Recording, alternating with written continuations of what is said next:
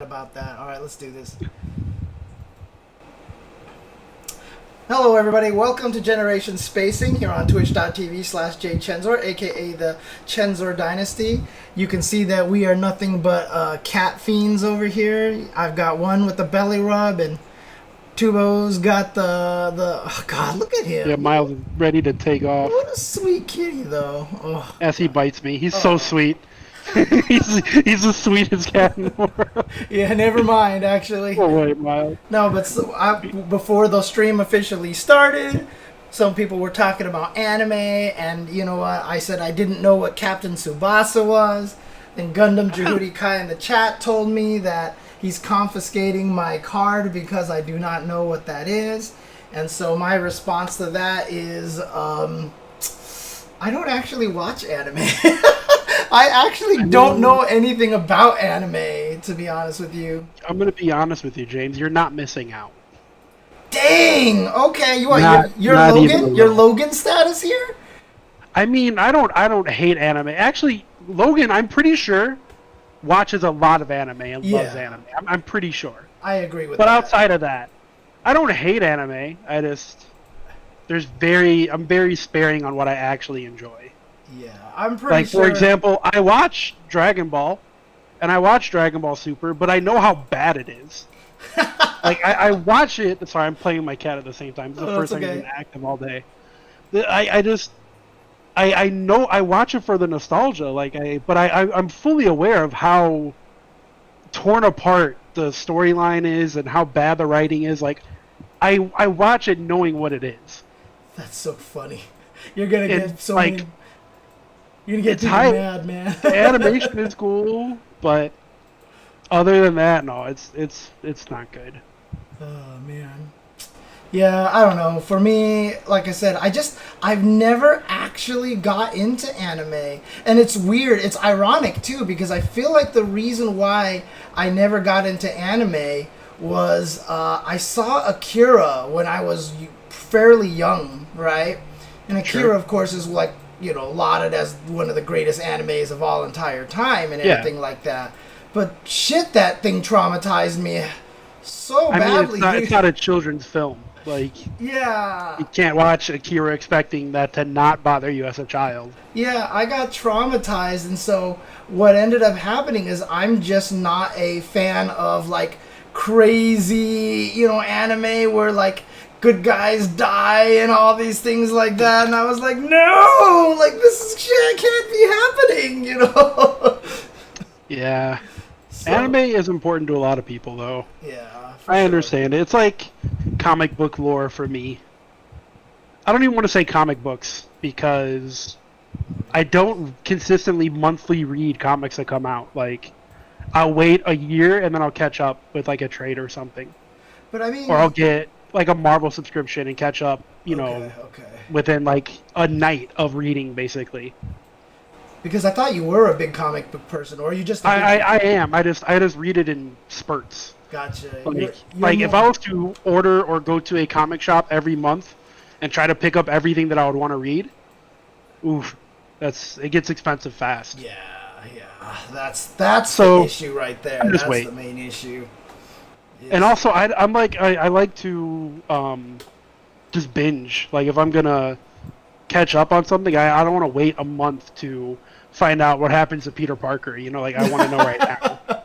You're one of those people that never wants to watch TV on TV, right? Because then you have to wait a week. You'd rather just binge the Netflix stuff. Yeah. And the funny part is, I don't even end up binging that often. I'll still watch it periodically, but I like to watch it on my schedule. Yeah. I don't want to have to wait and be like, all right, next Thursday at 7:30 p.m. Central Time, 8:30 Eastern, I have to be in front of my TV. No, fuck all that. I'll watch it when I want to watch it. But that's kind of what TiVo's for, right? I mean, TiVo, DVRs, and that stuff. Only rich people have that, man. That's not true. That comes with your cable. Who needs TiVo if you don't have cable? I don't have cable. Oh, that's right. David was making fun of me for having cable, so Yeah, I'm pretty sure I made fun of you last week on this show. Yeah, I'm pretty sure too, actually. Rich people. Why is cable a rich... Do you know how expensive it is these days to even run these kind of crazy, like, oh, you need Hulu, you need Netflix, you need all this stuff, you know. It's still cheaper than a cable subscription, Yeah, I guess by that's far. probably true. Like, I want to say I had Hulu, Netflix, and like HBO at some point, and it was $30. Yeah. And my Spotify subscription was taken care of in that too, and my Disney Plus was taken care of in that.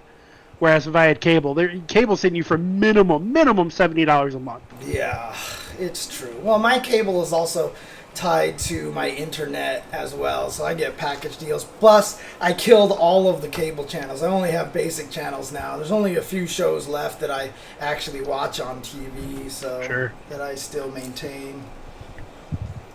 Yeah, I can't. I don't think I'll ever have cable in my adult life. Who has cable? Come on, man. What the hell? How is cable? I guess it's true, though. Cable is pretty...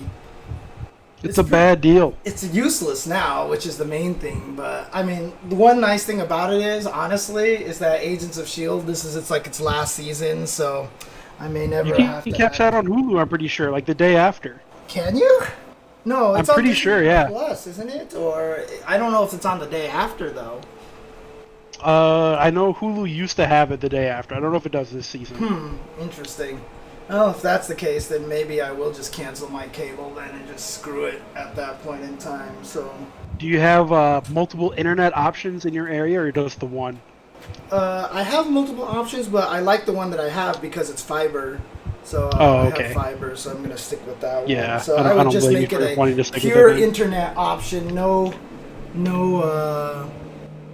Man, cable. canceling that stuff is such a hassle too. Oh yeah, because They're gonna bother you so much to get you to not cancel. Whoops, hang on a second. My microphone is like all in the wrong position and stuff, so Cat is knocking it over. So actually, I'm probably gonna get significantly louder all of a sudden. So Yeah, you sound great now. yeah, sorry about that. I had the microphone in the wrong position, and my cat's gonna. Sorry, knock I it. sound so great. Yeah, no, because you're actually doing everything correctly with the headset and stuff. So come on, kitty, stop doing this. You're trying. Yeah, to... but your camera quality and your mic quality probably overall is way better than mine. So, well, plus I'm on Discord, so it's gonna sound worse no matter what. Ugh, there we go.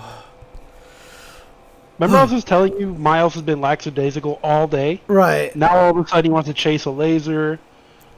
Bringing stuff to throw for him to play fetch. Like, Because he knows you're paying attention to grateful something now. else. Jeez, man. All day I've just been sitting here playing video games. I tried to get him to play with me earlier. Now he wants to play. Oh, man. Jerk. Yeah. That's how cats are, right? They just don't like... I mean, like I said, Nathan wasn't bothering me. As soon as I started this call and started talking to you, then he came over to me and then started like headbutting me and stuff. He's like, no, you're going on one of your stupid streams again and you're going to stop paying attention. Either that or he knows because I start streaming and everybody likes me to see him, give him belly rubs, that he actually comes over here and he just wants to jump down for some belly rubs. I mean... Yeah, look, Miles, jump back up here. Look at this. Oh, you just want to bite me? Okay, sure. Bite me for the stream. He just wants you to bite him. I mean, he just wants to bite you, that's all. Yeah, he really does. Look at these. Look at how he plays. Look at us and our cats, dude. Look at us and our cats. Couple of grown single men with cats. Exactly. The dream, James. Right, Man. Miles?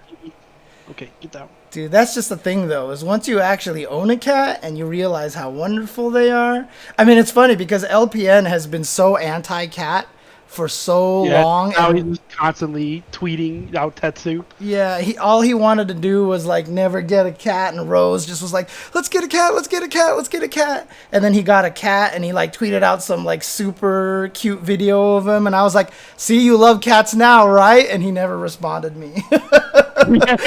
He didn't want to admit he was wrong. Yep, exactly. David was the same way, though. You know, it's always until you get your own. Yep, David was always super anti-cat, and thankfully my cats are super friendly and affectionate, so he was like, oh, they're not all aloof. And then he also had another friend, one of Kentley's friends, who had cats that were awesome too, and he's like, okay, so cats can be awesome. And now he says the order of his favorite animals are my pets, dogs, and cats is what his order is now. So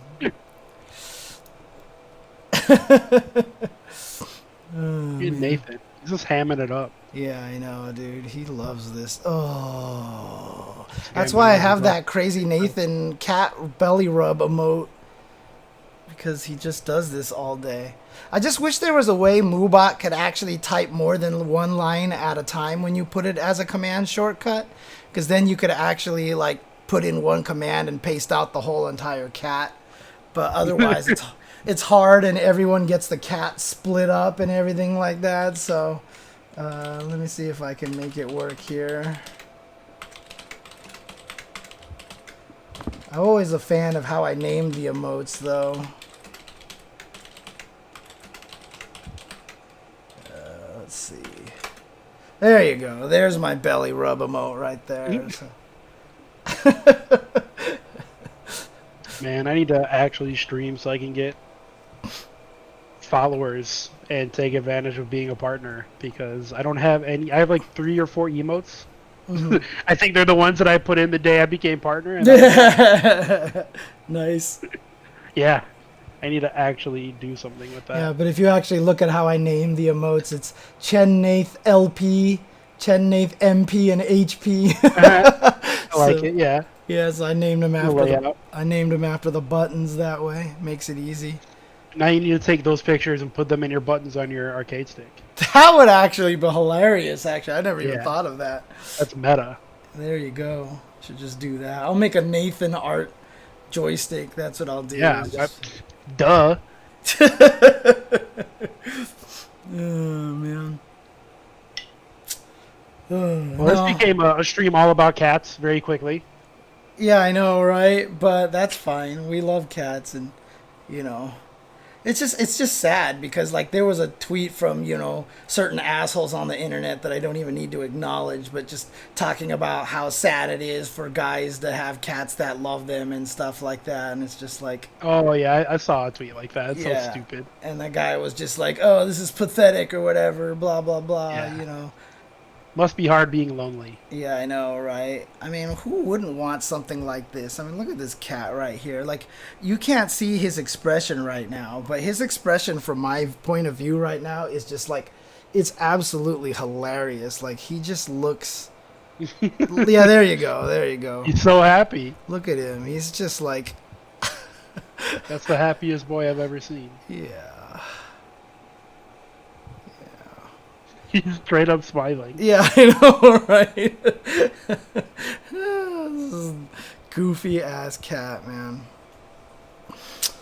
But yeah, doesn't matter. I'm not gonna make a Nathan joystick because I don't play anymore. I'm just a commentator now, dude. That's all. Right. I see you play on stream all the time. It's true. You may not enter tournaments anymore, but you definitely still play the games. And I'm gonna do so even more now that I've gotten this Parsec thing set up, which is yeah. You were doing Soul Calibur, right? And Under Night, and what else? So Soul Calibur, Under Night, and Guilty Gear are I'm gonna be what I'm gonna try to focus on, because Samurai Showdown is not on Steam, and Andy OCR has got that one kind of on lockdown.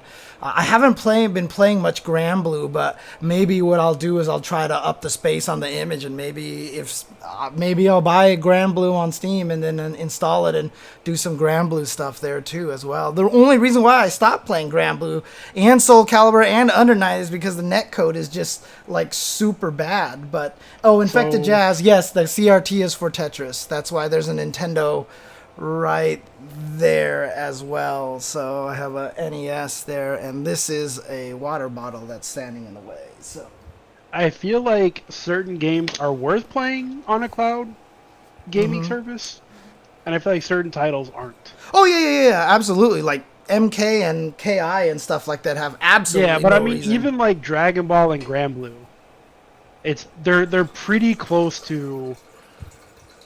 I know a lot of people are all on, AWS and Parsec is God and all that, but realistically, I think the only games that are really worth it, in my opinion, are because, it's expensive to host those computers. Yeah. And also, me being in the Midwest, my connection to where people are hosting, it's never going to be great. Right. So for me personally, my experience, if it's Marvel 3, or if it's like Soul Calibur, or maybe even like Tekken, like games that have not good netcode, right.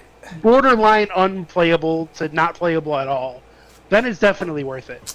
But if it's like Grand Blue or Dragon Ball, it's real questionable to me if it's even worth Fair enough. bothering. Just because like obviously like those games aren't great online, but the cloud gaming isn't that much better than what's provided on the game itself. That's just my thoughts though. But Maybe. Definitely Soul Calibur, definitely Marvel 3 are very much worth using it. Yeah, that's why if I start streaming on it and everything like that, I'm gonna have to figure out a way to, like I said, if I ran tournaments, I wouldn't be doing what Tong's doing. I would be running like 8-man brackets or something like that, just for quick tournaments, or trying to run exhibitions between strong players and maybe talk to them afterwards or something, or just run like my own private sessions, just playing with people so I can actually practice these games and stuff. So I don't know how fast Soul Cal runs, but a top 8, if you can do a top 8 within like 2 or 3 hours, that's super affordable. Yeah, exactly. That'll end up costing you like $5. Right. Like, that's definitely reasonable. But Tong, like you said, on the other hand, he's running these big 32-man, 48-man brackets with like 4 or 5 cloud setups at a time. Yeah. Costing him literally like $30 an hour. And the tournaments end up lasting like 4 or 5 hours every Friday. Like, that's a bit. You got him some money for that. Right. Must be nice. and I mean, like, he releases what it cost every month. Like, he's like, here's what I spent. Like, I'm not trying to hide anything. Right. And that way people can try to donate and help him out if they want to appreciate it and stuff. I think he said after this past month, after paying out people and paying for the servers, he was down like $1,000. Are you serious? Jesus Christ. Yeah, but that's mostly because he pays out of pocket for a tournament prize. Oh, he actually pays prizes. Okay, I see. I think only first and second maybe you get paid, or maybe for second, third, but still he pays out of pocket for a tournament prize. Because that's illegal in some states, right?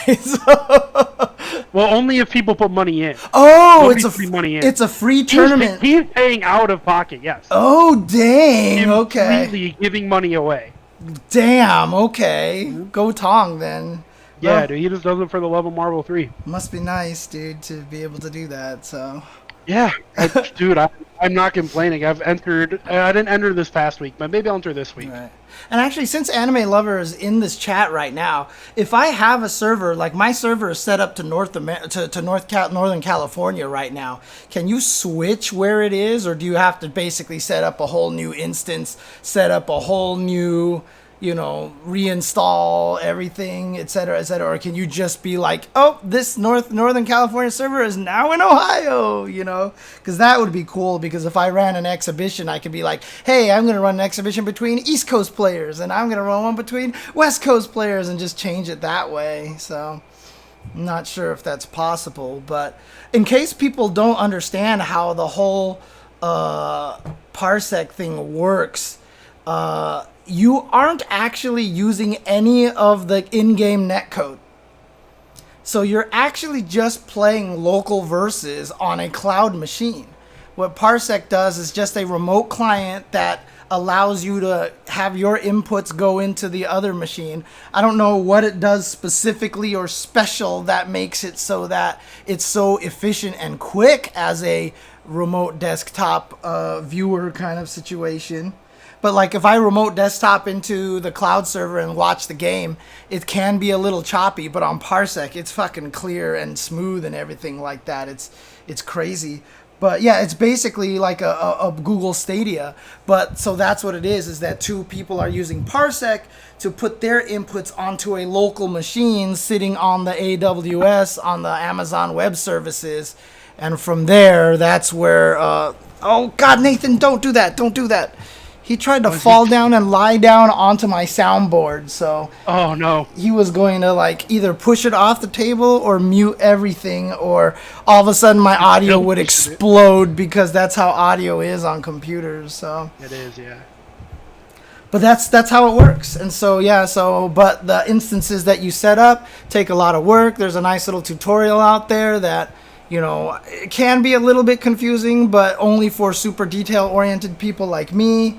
And outside of that, it's really nice because, like I said, you're only sending your inputs to those machines. So even if it's just a 1 or 2 frame lag kind of situation, it's still better than whatever 8 frames or 6 frames of lag that we get a lot of the times online. I think for Tom's tournaments, because I think he has the servers hosted either in like Pennsylvania or Florida, one of the two. Uh-huh. I would say it feels like, I'm just guessing. I would say it feels like 4 to 5 frames for me. Okay. But okay. at the very least, it's consistent. Right. Yeah. It's not fluctuating. It's not like I don't have to worry about big lag spikes or anything like that. It's at least consistent, and I can adjust through the course of a match. Right. And the way Tong runs tournaments, it's all 4 out of 7. So it gives you an extra game to get used to. Oh, interesting. Okay. Yeah, I'm trying to figure out how Parsec does things. Like, I don't know if it's actually using some sort of rollback or something like that. Or when you played on Tong's thing and you did have the bad inputs, was it pretty laggy for you? No. I mean, just like standard. The only thing that's ever came up weird for me is the sound has been delayed. Like, the inputs were fine, the game was fine, but for some reason sound was coming out delayed. So I just muted my shit. I just didn't hear anything. Right. Okay. Okay. Other than that, no, like, I've never experienced anything terrible with it. Yeah, I've definitely had weird audio issues where, like, so far I've had audio issues where I can't hear things. Like I'll turn on the game and I can hear Guilty Gear's menu music, no problem. Mm-hmm. But then all of a sudden I can't hear anything in the menu. Like at the title screen, I can hear the Guilty Gear title screen. As soon as I go to the menu, the audio disappears, and I can't figure out why that's happening. So. Yeah, that's super strange. Well, that didn't work. And the audio options in game didn't change at all. Like they. Yeah, I didn't change any of the options in game. I don't know what it is. Did you check them though? I checked him.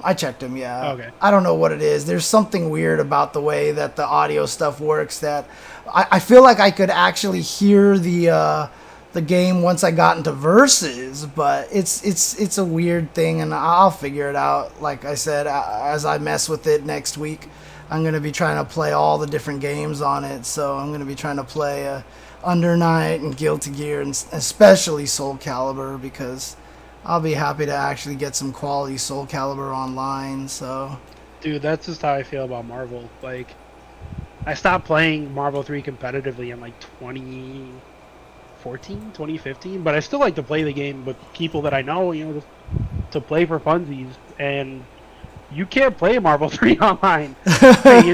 It is not. You just can't. Like, the online is that bad.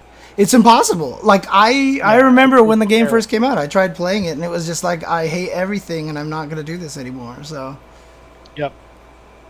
So, yeah, I'm glad that I get to play at all. Even if it's, like, only in tournament setting, or if I, like, have to connect to someone's PC directly, or they connect to mine, like, whatever. Like, as long as we get to play, that's nice. Dude, this thing is going my XSplit is going crazy now. I'm watching it go crazy right now. Yeah, it is doing something funky right now. I blame Nathan for hitting your sound mixer. Yeah, because the craziest thing about this, too, is that there's this weird audio bar that's, like, sitting over here. I can see it, yeah. Yeah, like, this weird audio bar from, like, my mixer that's, like, going crazy and some shit. But, all right, you know what? Forget this. I'm just going to leave it like this for now. And Nathan has run away, too. Nathan's over there, so he's big chilling on the bed over there. Yeah, Miles started knocking stuff off my table, and then I don't know where he went. He definitely wants me to play with him right now. He's trying to get my attention, but so too funny. bad. I know, you're like, you had your chance. Yeah, he had all day. I woke him up several times to try to get him to do stuff, and he was just like, nah. Sorry, Shay. Now I have to look ugly again, so that's the way it works. But yeah, it's pretty cool. So hopefully next week I can try to start doing a bunch of this stuff. It seems like it should be a lot of fun to be able to play that way. I hope you get to run tournaments for at the very least Soul Calibur. Yeah. Yeah, Andy OCR has been running Andy OCR has been running tournaments on Sam's show. I haven't entered. mostly out of spite for SNK not fixing the in-game netcode. Like they came out with this game I really loved, and then it seemed like they were really gonna care and fix things, and they just didn't. And now they keep giving us characters that pretty much no one wants. Well, so I think it's probably just, money being injected in from Tencent or whatever, that kind of. Oh yeah, I mean, especially with the last free character. Like, yeah. Of course, but still. Yeah, they're definitely trying to, get some. They're trying to get the shot in the arm wherever they can. I mean, look at the stupid Stadia exclusivity now. They're on Origin, and they're like trying to pick money wherever they can. It feels like, and it's really making it seem like they've either lost a shit ton of money, or there was some weird goal with this game for them just to see how much they could experiment and create partnerships with all sorts of other things for money. There was reports of, I don't know how legit they were because they didn't come from websites that I would consider legit, but I saw reports of SNK saying that pre-orders alone made the money back it cost them to make Sam Show. Right, I remember hearing stuff like that too. Which sounds like bullshit to me, but either way, if that's true, then why do they need to keep doing things like this? Like, yeah, I feel like they wouldn't had to have made an Epic exclusive, or they wouldn't had to have been on Stadia for a year before the game came out on P. Like right. I don't buy that they made the money back on pre-orders. Right. It doesn't, and honestly, just from like the player community, the amount of people that play the game online, there's no way in hell. Because after like a month or two, finding a match took way too long. Right. Either that or everyone who bought it just quit it after a month, because that's usually what happens to fighting games, right? Fighting games, you always see this huge burst at the first month, and then all of a sudden everything went down, right? I still remember when Dragon Ball FighterZ came out, everyone was like, see, this is going to be the new thing, it's taking over the FGC, and then it just, same thing as everything else. I mean, it's still pretty popular on PS4 online. Yeah, but it wasn't like the crazy thing that they thought was going to sustain, like the whole way. The game's too hard. And the netcode. Versus games can't, and the netcode sucks. But yeah, people get real frustrated with versus games, man. It's not like Street Fighter where even if you lose slowly usually. Right. Sort of. Like it takes. I mean, Street Fighter 5 is a different monster. Right. With like 4 and Third Strike and 2, like a lot of times you would lose slowly. You would get hit a few times. Dragon Ball, you get hit once and you get mixed and you're dead. And same thing with Marvel, and it's more frustrating to lose in a versus game because you don't get an opportunity to understand why you got hit. Yeah, and to be fair, Hiro-kun, apparently they stopped working on the patch-a-slot stuff completely, but maybe that's just what they're telling everybody, and they're trying to build the money back for the patch-a-slots. Maybe. I mean, they seem like they're very concentrated on mobile, because that KOF mobile game, I mean, I can't even recognize half the characters in that thing anymore. Like, there's this weird, like, they, like, have guest characters from everywhere now. Yeah, The Rock. Yeah, that's right. They have all the W. That's right. They have like John Cena and shit in there.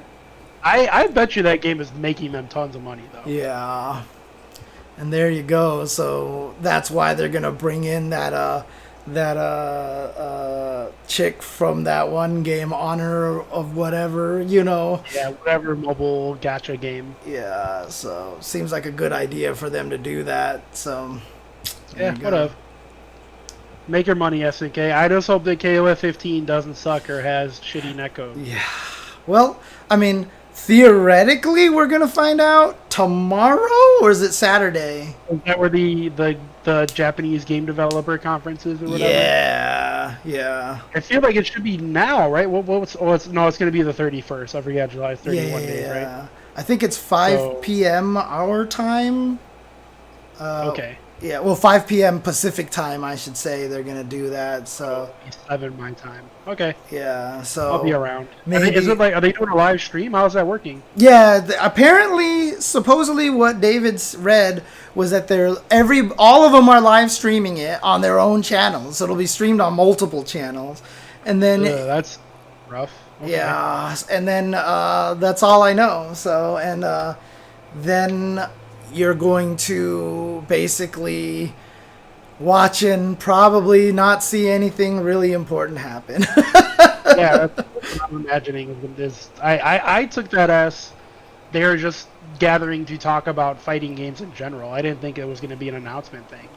I don't know. Some people were saying that we're probably going to see a bunch of stuff. I mean, they said they're going to reveal the new, like a new Soul Calibur character or something like that, and everybody seems to think that this is where KOF 15 is going to be announced, because they needed something to replace Evo, because obviously there was going to be all these announcements at Evo and there's like nothing, right? So yeah, Evo got canceled completely. That's true. Is Giuna going to be around to like translate the whole shit or something like that? Because I hope. Otherwise, oh yeah, there's going to be a new Guilty Gear Strive character trailer. Maybe finally get back to the character that they showed us last Evo and we've never heard of again. So yeah, the dude with like the tech armor. Yeah. Mm-hmm. Yeah, it'd be cool. He looks super dope. Giuna and Michael Murray will restream but won't fully translate. So I mean, I'm sure Giuna will somewhat translate so people know what the hell is going on. Yeah, because then everybody will be watching on Anime Illuminati. So yeah. But yeah, I mean, a lot of people are hoping. I mean, see, that's the thing is like David actually just thinks they're going to be like, oh, hi everybody. Hey, SNK, what do you got? Oh, we're just going to show this. And then they show it and then it'll be like, thanks everybody, and then leave. Whereas a lot of people think they're going to sit down and have a powwow about netcode, and I don't know if that's actually going to happen. Would be nice. Yeah, it'd be cool if they talked about it and didn't act like they don't know that we all hate the way they program their games in netcode. Because they have to know. But I mean, clearly Arxis knows. Like they've made the effort and they're putting rollback netcode in their Strive. So you'd think that the other companies would know by now too, right? Like it's not a secret anymore. Right. We've yelled and yelled and yelled about it. So. Yeah, I mean a bunch of. Hopefully. Yeah, well, Gundam Jahudikai says like the Fexel guys are actually going to try to put it in there because that's true. Yeah, they have been. They've been trying to inject that shit right in. Right, and then there was the stream of the French bred developer who was trying Skullgirls and was like, I think I want use rollback netcode, and then like and he's been asking questions. So there's a chance maybe, and they can all talk about that. I mean, Harada still insists there is rollback in Tekken, but he is a liar. There is no rollback in Tekken 7. I mean, if there is, it's not the kind of rollback that we're talking about. You know what I mean? Because clearly it's delay based. Like when I hit buttons, things happen. I mean, the fact that I could not block a damn Snake Edge to save my life online, and then I went and played locally and I was blocking everything to the point where guys like Forwood, like one of the best Akumas in the country in Tekken 7, was like, my God, James, your reactions are amazing. And I was like, I can't block any of this stuff online. I mean, yeah, Tekken 7 is definitely delay-based netcode. And not even good delay-based netcode. Yeah. So, I don't know. I'm curious to see what's going to happen. I mean, what are you expecting? Are you expecting just... I from what I read, I thought there was just going to be a bunch of game devs talking about game dev. I didn't expect any announcements. Oh, interesting. I thought they were doing like a thing on August 5th. Well, that I had read somewhere.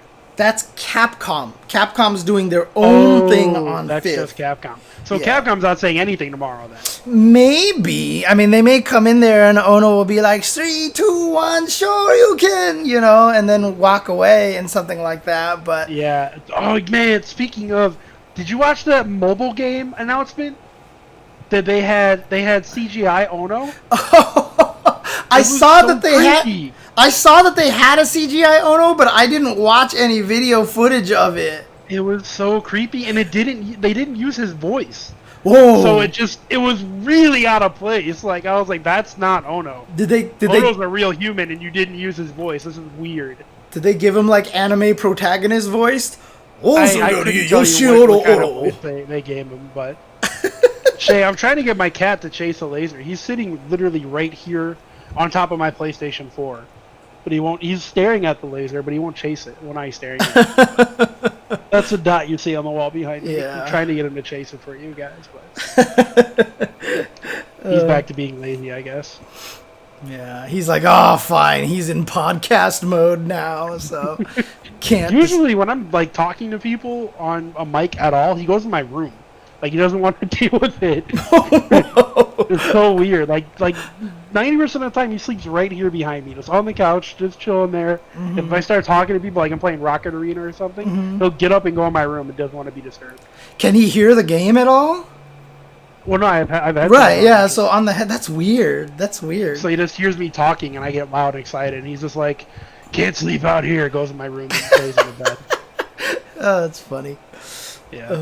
Meanwhile, my cat, I put a video on my Instagram where, so I'll be typing on my keyboard, and Nathan basically tries to sleep on my keyboard because I keep trying to pull him off the keyboard. So he'll sleep with his head right in the middle of the keyboard. It's really hard for me to type because I can't reach like the big center bottom of the keys because his head is there. And so like he had his head leaning on my wrist like this, and I'm typing and it's like shaking his head everywhere, but he's like, nope, I'm sleeping through this, man. I'm sleeping through. You're not making me move. So Miles will, if I'm playing something with a controller, like a standard controller, or if I'm just like sitting at my desk with my arms on the table watching something, mm-hmm. he crawls in between my two arms and then lays there, and then like I'll play a game or whatever. Like I take pictures of him and put on Twitter sometimes. That's like his go-to spot. If I'm not being loud and annoying, he'll come lay in my arms. Oh man. But yeah, so this conference, I mean, we'll see what happens. I mean, I'm excited to see some new stuff. Like, what's actually cool to me is that all the developers are actually getting together to even, do something like this. Yeah, that is pretty cool. I mean, it kind of shows that in Japan that they're more cooperative with each other than a lot of people think they are, right? So, I mean, I feel like a lot of Japanese, especially fighting games, their main market's not even really Japan, right? Like it's here. It feels like it, yeah. There's way more people here to sell the games to, right? Mm-hmm. I think Japan has like 15 million people at max, and we have 300 something. Yeah. So it just makes sense for them to try to market that stuff for here. So why would they compete with each other in Japan, right? Be bros and help make your stuff better. So out in America and Europe, they buy your games. And they that's why so many of the games like Silent Hill, remember they made the Homecoming, which was developed by an American studio, and then they had Metroid Prime made by an American studio. Capcom had like that Blue Planet or Lost Planet and something else. They were all trying to like move everything towards the Western audiences because they're trying to appeal to Western audiences. And actually, I've heard that. Vector Jazz says Japan has 120 million people. That can't be right, can it? Isn't Japan like a third or a fourth of the size of America at most? I don't know, man. I'm terrible with geography. Yeah, I know. I mean, it could be if they're all packed. I mean, that's why everybody's homes are so small, right? Damn, that's wild. That's so many people in such a small space. That's crazy. Then again, America has like miles and miles and miles of like nobody living anywhere. So I guess that's also fair. Oh man, I miss Japan, man. God, I want to go back. Dude, I'd never been one day. Yeah, I know. You'll get there one day, dude. You'll get there one day. Yeah, we'll see. I promise you. Once I become that six-figure Riot commentator, exclusive Riot commentator with benefits, I'll fly you out there. So look, man, you're gonna have competition for that job. There's gonna be a lot of us who want that. Yeah, I know. all right, fine. Once I become that millionaire Tetris commentator. There you go, yeah. There you go. I mean, I'm in Xbox One conference videos. I'm Xbox One conference James Chen. I'm going to change my Twitter name to that, dude. I'm going to change my Twitter name. You should.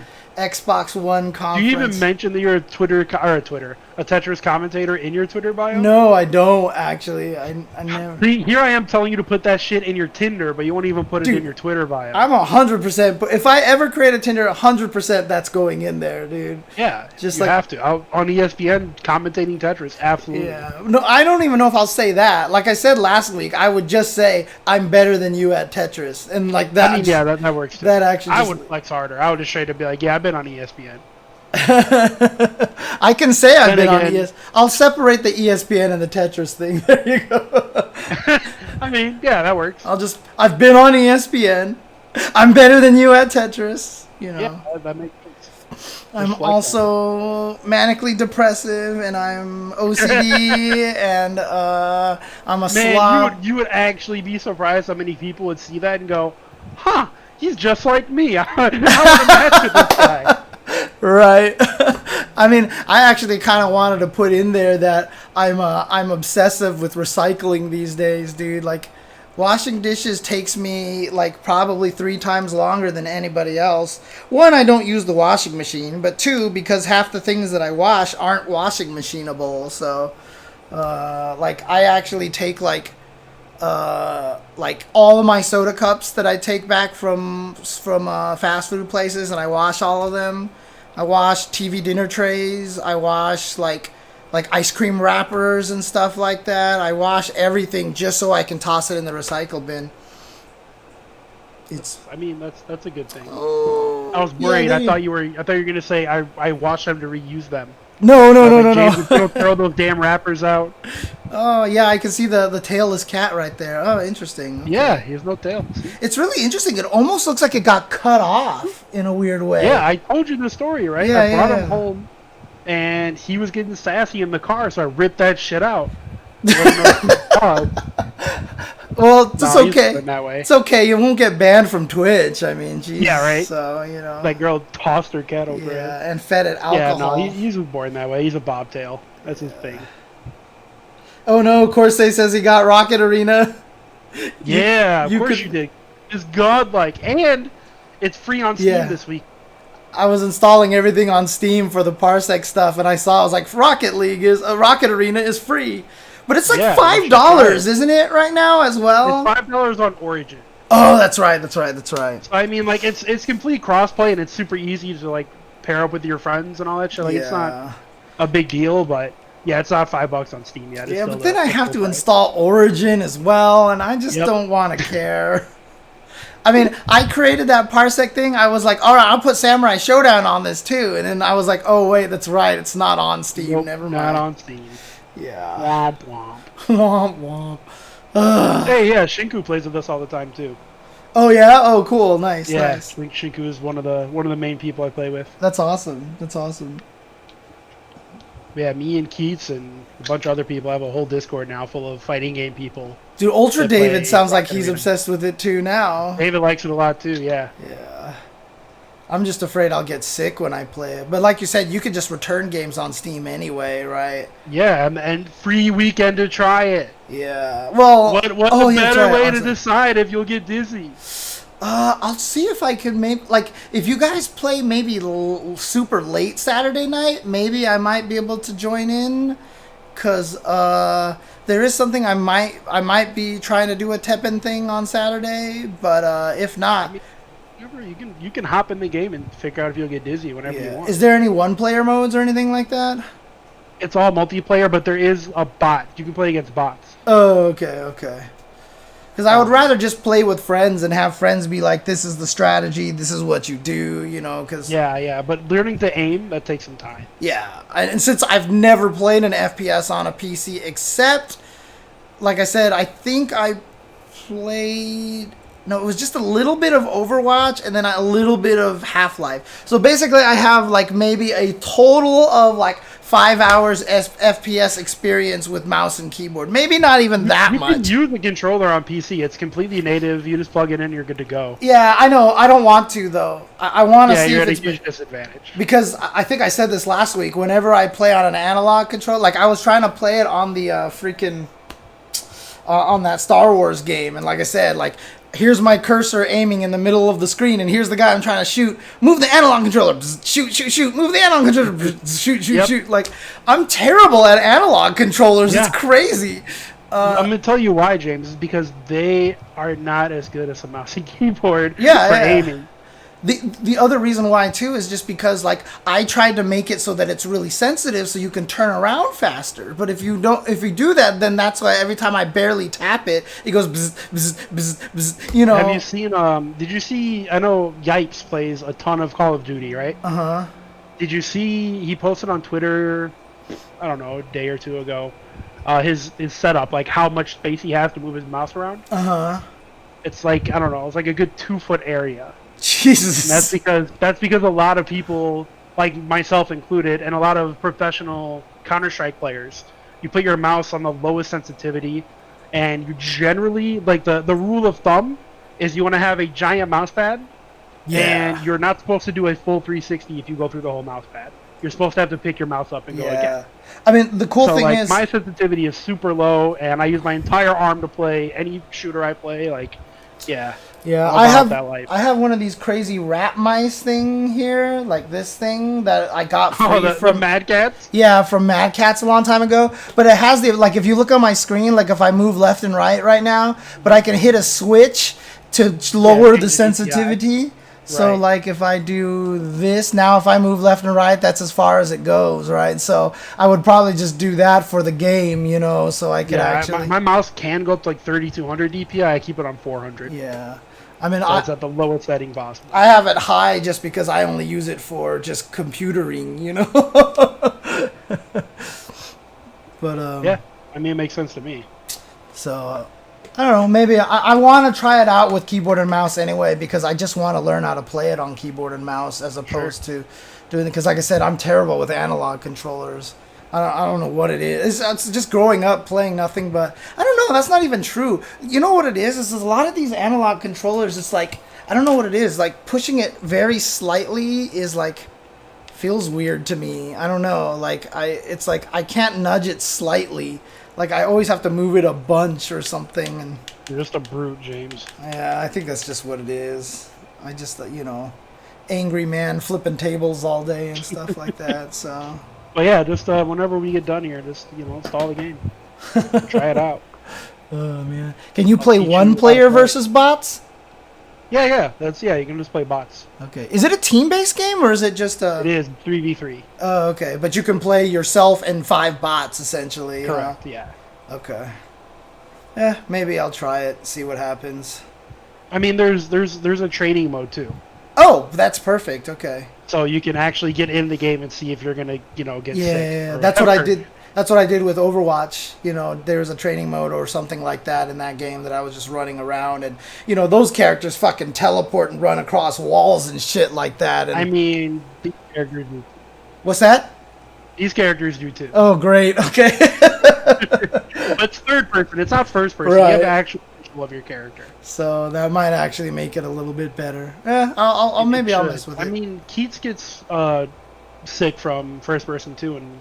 this game doesn't bother him. Okay, cool. Also, another tip is if you change your field of view to be larger, right, it tricks your brain to realize that it's not you doing that. So that can help as well. Yeah, I'd probably have to do that as well.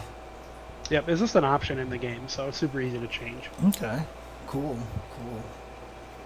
Oh man. But yeah, what were we talking about before we talked about free Rocket League or Rocket Arena? Now you got me calling it Rocket League. I know, right? I think it's going free to play too, actually. So. I think I was talking about we were talking about Tinder profiles, and I was talking about how I recycle every damn thing. You know, yeah. I recycle. Yeah, I was worried that you were recycling wrappers for a second there. Well, not reusing them, but recycling them, yes. Although, I will say that I do reuse a lot of, like, the plastic utensils, or even... These days, I'm actually starting to find out I really like these little wooden forks that they give out at places nowadays. I don't know if you've seen this. I've never used one. Yeah, they just have these little... I don't go out to eat often anymore, you know? Right. SoCal is that way. We've got paper straws everywhere now and stuff like that. So yeah, Minneapolis has that too, dude. Paper straws are the worst. Like, I'd rather just not have a fucking straw. Yeah. Paper straws. They are terrible. I do not like them, but these little nobody does. These little wooden forks, I actually kind of like them. They're durable. They last a long time, so I wash them and then they just kind of keep going. So. I have a bamboo toothbrush. Huh. Interesting. I found out those were a thing, like when I went to the store and I last needed a toothbrush. So I was like, oh, I'll try this, and it's okay. The mouthfeel is not great. Like I'm sure everybody's used plastic toothbrushes their entire life, right? And those are very smooth, and they move around your mouth fine. Right. But bamboo turns out, I mean, it's smooth, but like wood. If you ever put wood in your mouth and felt it for a while, it doesn't move around that well. And I don't want to get a splinter in my mouth, dude. It's just I was kind of worried about that, but I'm also just like whatever. You shouldn't be biting down on your toothbrush anyways, right? Right. I mean, my toothbrushes get destroyed because I use an electric toothbrush, but I still push hard with the electric toothbrush, and I still brush like a regular person, even though you're not supposed to, just because, like you said, 40 years, I mean, 35 years, 30 years of me brushing teeth is just like... Of course, let me give you... Sorry, I don't mean to interrupt you, James. Let me give you we're Discord pals, right? Yeah. I can give you an invite to... the Discord that we have going. Oh, the Rocket League Discord, right? Gotcha. Yeah. Dude, come on, look, we interrupt each other all the time on this thing. That's what a podcast is for, right? So people get mad at me because I interrupt David all the time, and then I stopped interrupting him, and then people got mad because I'm always looking at the monitor and typing and stuff at the same time. Dude, I'm just fucking ADHD, man. Leave me alone. Yeah, I'm gonna DM Corsair too. I sent you an invite, James. Oh, okay. Get in there if you want. I don't know. I mean, whatever. Nobody's gonna get mad that James is in there. Yeah, no, I'll join. They'll all be like, "Oh my god, this means James is gonna play," and then I'm never gonna join, and then they'll be like, "What's he here for?" And then they're gonna kick me or something like that or something. So, but I'll join. I'll mess with it. So, you're going all the way to Twitch chat just to DM you, Corsair, so we can get you in there. Oh man, that's how dedicated I am to this game. Oh, that's cool though. I'm glad you found something that you're kind of hooked on right now. I mean, that's like it's nice to have a little escape. It's nice to play something that's not a fighting game every once in a while. Although Teppen now makes me just as salty as fighting games does, so it doesn't really matter. Before, when I was playing it more for fun, it was like whatever. But now that I feel like I was like, wait, I might actually be good at this game, and now I play it, and now I just get salty all the time. But recently I've been... It's funny, I have the way that... It's so interesting how CCG metas are. Like, there was my deck that got me into rank number 200 and something in the world. That was super good. Like, it was just ridiculously good. And then people started figuring out how to fight it because it was very prevalent, right? And so it stopped doing as well. Well, that means everybody stopped playing it. That means the meta changed. We got a new mechanic. All this stuff happened. And I started, so it's a zombie rush variation deck, right? There's like 7 different zombie rush variations out there, and it's one that I used to use, and like Kyle P is using another one, and all these other people are playing all these different variations, and I tried all these other ones and everything like that, and then I'm just like losing. I tried this deck, I'm losing, I'm trying this deck, I can't do anything. And I was like, why haven't I gone back to try my old deck again? Because of the way CCG metas change. And then I played it today, and I just started beating up on everybody like it was old school style, because so many people aren't running the anti-decks to that anymore. So I was like, makes sense. Huh. So I'm kind of slowly working my way up before like 2 days when the season restarts. So see if I can make a last second push to getting a decent rank, even though it doesn't really matter because I don't care about worlds or whatever like that. It's just for my own sanity, because I'll tell you something, I feel like I suck at video games right now. And well, only one way to get better, James. I mean, the worst part about it is that sometimes I feel like it's a little bit of the old age that just kind of you get stuck in certain ways. Like when I play Bloodstained, everybody gets mad at me because I refuse to use potions. Oh, you definitely suck at Bloodstained. 100%. I've watched you play. I'm like, man, James, please. I watched you struggle with the Solid Snake boss. You know what? The funny thing is, I couldn't kill that Solid Snake boss. You fight him again. I just fought him again, and he's stronger. And I killed him on my 3rd try this time. So I've definitely gotten more used to the game. So I watched you struggle for like an hour within the first time, and I was just like, "Oh, James." And then there was another area. There's a lot of platforming with like gears, and I watched you get crushed by gears that were clearly closing on you. I was just like, "James, come on, man." You stood there for like 10 seconds, like nothing bad is gonna happen to me, and just got crushed. I was like, dude. All the other games that you've ever played in Castlevania games with gears like that, when it rolls you, it just rolls you off anyway. You know, it doesn't actually crush you and kill you. I feel like the years of gaming and also common sense in me would be like, oh, this is gonna crush me.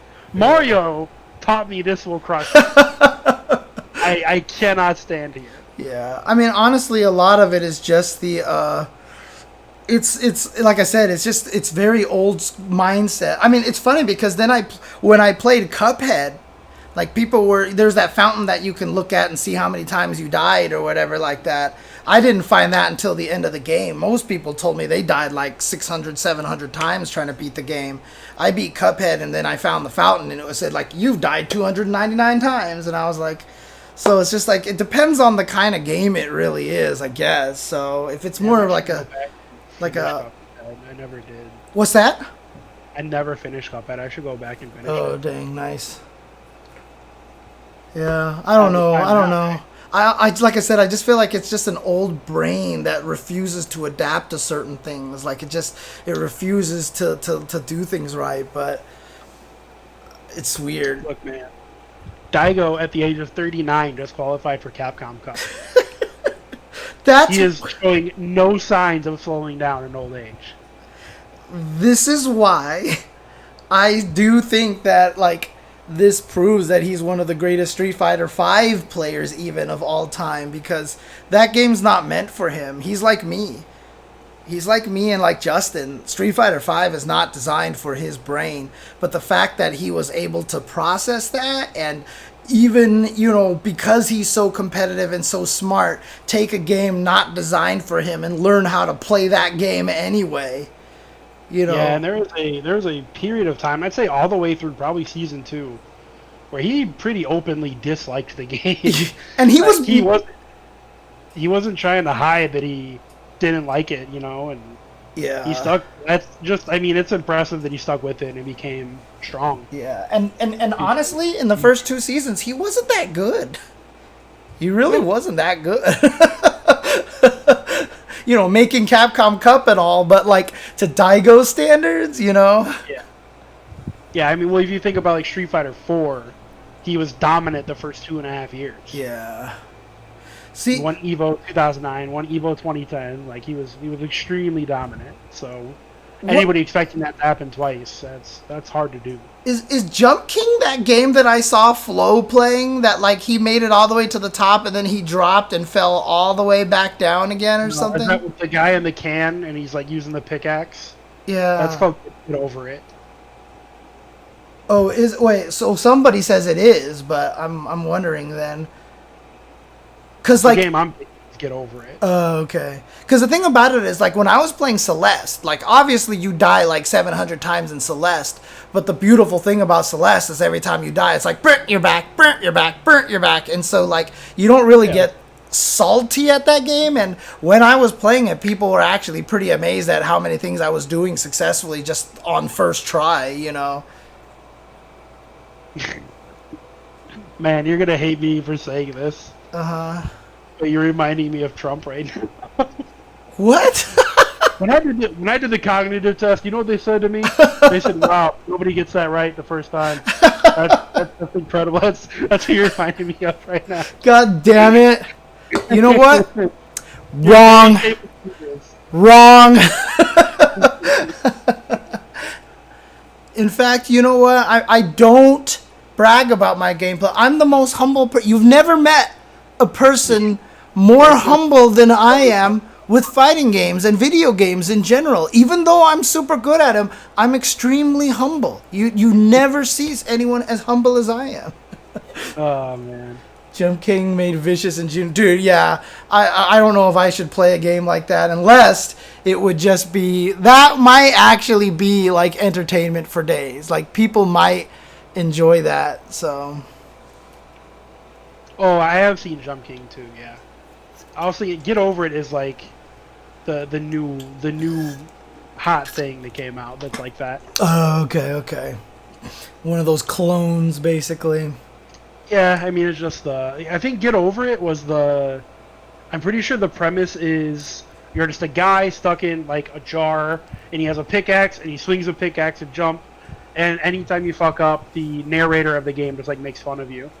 So, like, the point of it is, like, get over the obstacles, but also get over this guy talking shit. And I think it was the creator of the game that recorded himself doing that. Okay. Dude, when L.I. Joe visited one time, he was hanging out with me, and we played Dark Souls on stream. And he was, like, having so much frustration watching me die, like, in the stupidest ways. And I got to the first real boss. The first real boss, which I guess is the Bell Demon. Not the opening boss. What's that? Not the opening boss, but, like, the first act. Well, not even, like, the dragon on the bridge and all this stuff. There was, like, the Bell Demons, which he said is, like, the real first true boss. That's the first real boss. And, fuck, I could not kill that thing at all. And we had to quit. Really? Yeah. Because the problem is then there's a fucking second one that comes up in there and blows you up. Yeah. And the funny thing is, I finished Demon Souls. Like, I eventually ended up beating Demon Souls all the way through, like 100%ing all of the bosses and everything in that game. But for some reason, this Dark Souls one was just kicking my ass, dude. I don't know. Wow. Yeah, like most people don't believe that I beat Demon Souls because it just doesn't seem like it makes any sense. But because they've watched me play games on stream. But I will say this, like when I played Street Fighter and I muted myself and turned off the camera, like I played so much better because no one could hear me complain and cry and stuff.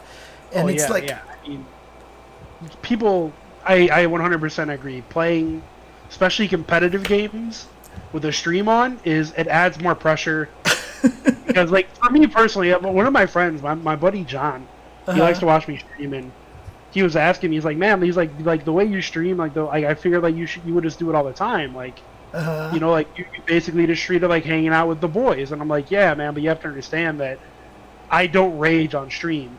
So if I play anything competitive, I have to put on like a happy face no matter what, even though internally I'm fucking pissed sometimes, you know, and I can't let it out because I don't want to be that guy that's known for raging that one time. Like, even if it made me famous or whatever, like I just don't want to be that person because it's not a good example of my personality. And then people come into your stream expecting it, blah blah blah. Right. So I avoid getting angry on stream. It's very rare that I've been angry on stream. So I had to explain to him like, streaming is hard for me because I can't always just be myself. Right. I have to be this happy, in my eyes, I have to be this happy dude who doesn't get mad when he loses and shit. So I can't just like put the stream on anytime I play games. Plus, my computer's not that great, so I can't stream games I want to. Like Rocket right. Okay. Yeah, I mean, fuck, I can stream Rocket Arena. I'd be the #1 Rocket Arena streamer easily. Nobody fucking streaming the game. Yeah, I noticed that. Nobody's streaming it. But I can't control myself. Like, I can't control my emotions like that. It's just literally impossible. And I still remember the day after I had that Tekken rage. Yeah. I streamed it again. I streamed Tekken again, and I had like 1,000 to 2,000 people on my stream all of a sudden. They were waiting for the next rage. Yeah, everyone wanted me to rage again, and I think I didn't. And so it just like never stuck around, you know. So it's like in a weird way, like you're right. I feel like I had to keep it up. I had to just stay mad all the time, you know. Like, yeah, of course. If that became a thing, if Rocket Arena blew up and became esports, I would definitely pursue that. Yeah. Like I would go hard on the game because I'm pretty fucking good. That's awesome, dude. Yeah. Like, I'm definitely not the best player in the world or anything, but I could be one of them. Right? At the very least, I could commentate the game. Yeah, exactly. Right. I mean, I figured one or the other you'd be able to do. Yeah. So I would like, but I don't think it'll ever get that big. Right. It would have to go through like a Rocket League thing where some random big streamers start playing it and people go, oh, hey, that's why I tried to get fucking Max to play. I tried to use my call for good one time. one time in my life. Man, I hit up Max. I was like, yo, play this game. And he, like, follows me on Twitter and shit, so... I know that he saw my tweet to him, but he just didn't respond. Right. God damn it, Max. Let's play the game. I know that he'll like it, too, because it's a super fun game. And he likes shooters. Is that what happened with Rocket League? Was it like a Flappy Bird kind of thing? Rocket League was out for like 6 months to a year before it blew up. Right. And then streamers got a hold of it, and they're like, whoa, this game is fucking dope. And people are just like, oh, I'm going to go play this game because it's like $10 or whatever on PS4, and it has crossplay, and it just blew up from there. It's kind of like the Flappy Bird phenomenon, right? Yeah, dude. People see you having fun with it. Because that game was out on the store for years, and then one person just started tweeting about or streaming or something about how hard it is, and it made everybody try to challenge it, and then basically, yeah, all of a sudden everybody, and to the point where the guy took it off the store because he got sick of how much attention it was getting and stuff, and he just... People started selling phones with Flappy Bird for thousands of dollars. Jesus Christ. That was a real thing for a bit. Yeah, people were like, I downloaded Flappy Bird before it's taken off the store. How much do you want for it? Oh my God. Hey, I can do that with my what do you call it? My PlayStation, because I've got the Silent Hill playable demo on there. So you could do that. Yeah, a lot of people. Did you see someone dissected that? Yes. And the monsters behind you the whole fucking time. Yes. It's so creepy. That made me so uncomfortable when I found out about that, because there's one particular way you can do some crazy thing that you would see a glimpse of her, and everyone just thought it was like a weird Easter egg that they put in the game. Like you had to walk up to the door backwards and then like quickly turn and open the door, and it turns you around super fast or something. But I guess it did it faster than the Lisa ghost would actually get behind you again. So you would see her for half a second, and so it was really creepy. But then when you're walking around the game, yeah, sometimes you would hear noises, and like the shadows would be kind of weird, and like people thought that there was like something weird, and it turns out, yeah, that the model for the stupid ghost is literally behind you 100% of the time, and if you play the game, you will never see it. Yeah, it's super creepy. That is just not cool at all. It's clever game design, though. Yeah. Have you ever played it? No, dude, I can't play games like that. I'm the biggest pussy. Oh, really? When it comes to scary games. Like, I can play action horror games like Resident Evil 4, 5, and 6, like shit like that. Okay. Absolutely fine. But Resident Evil 7, nope. No thanks. I will not play Resident Evil 8. Like, I can't. Those games are too creepy for me. Because I love Silent Hill, and I hate scary games, but Silent Hill is just, they do such a good job. So I actually watched it a little bit on YouTube at first, and even watching it on YouTube, I was like, I can't fucking take this. But then I finally played it, and Jesus Christ, like, the shit it's scary, man. God, that game fucks with your brain so bad, dude. It's like... Yeah, I'm good. No thanks. Wait, did they actually make a VR PT on PC? Is that actually... Someone rebuilt all the assets in Unity and made it VR? No. Never. I will never... Like, literally, I would start playing the game, and I would just, like, sit down on the ground, and I would just stop moving. Like, I would probably... I would rock back and forth and just weep to myself, you know, and just, like... I think I would literally just go insane. All right, so I'm going to tell you a story now that nobody's going to believe. Okay. Because I've never been able to recreate it. But Resident Evil 1. Uh-huh. Do you know the very first, like the big dining room that you're in? Yes. Mm-hmm. So I had rented the game, right? And I had played through it a little bit, and I had just got my PlayStation. I didn't have a memory card yet. Uh-huh. I played through it a bit to where, like, you open the door and the first zombie, you know, turns around, like the iconic. Yeah. Uh-huh. And all that shit happens, and then I played a little bit longer and died. I had to start over because no memory card. Right. Anyways... I was just like bullshitting. Like I restarted the game and I was like, man, this game is too scary. I'm just gonna bullshit in this mansion room for hours, and I did. I sat in the in the dining room for like 3 hours, just running around the table. And I had this memory in my brain. I know this shit happened.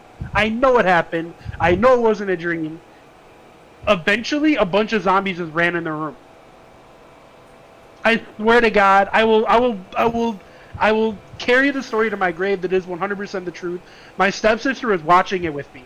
And when, I don't know, there's like maybe 10 or 15 zombies came through a door and attacked me. And I don't know if it was a bug or what.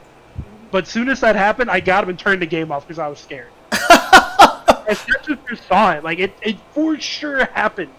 And I know that, like when Nemesis came out, Resident Evil 3 came out, they're like, yeah, now Nemesis can run through doors and blah, blah. And I was like, a feature.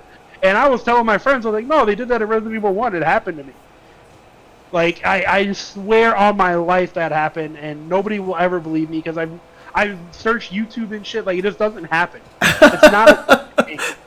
But I swear on my life, I was in the opening dining room, just running around the table, looking at random stuff, and eventually zombies came through the wall or the door or something. I swear on my life it happened. Your game was haunted, dude. Dude, it was so weird. But yeah, anyways. I think that's actually funny that you played it with no memory card because I won it as a prize. I won the original Resident Evil as a prize, and I had no interest in it because it looked cheesy. It had the real video, whatever like that. I didn't care about it. I won it at CES by winning the Marvel vs. Capcom Marvel Superheroes tournament at the Capcom booth. They actually gave me a copy of the game for winning that, and I brought it, and it was like me, my brother, Investigation Code, one of my best friends. I think you've seen him before.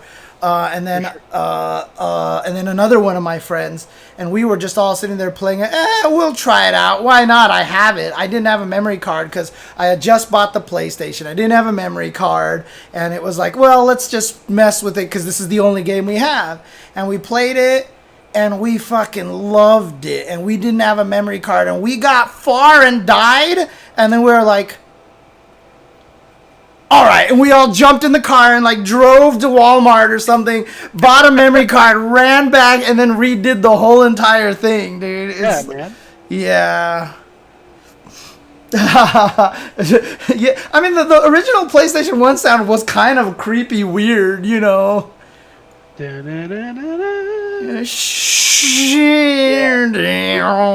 was all weird and stuff. But I mean, Silent Hill is still the scariest games I've ever played. Like, honestly, there have been a couple of things that have happened in Silent Hill that are so disturbing that like I just felt an intense sense of discomfort to the point where I was like, yeah, gross.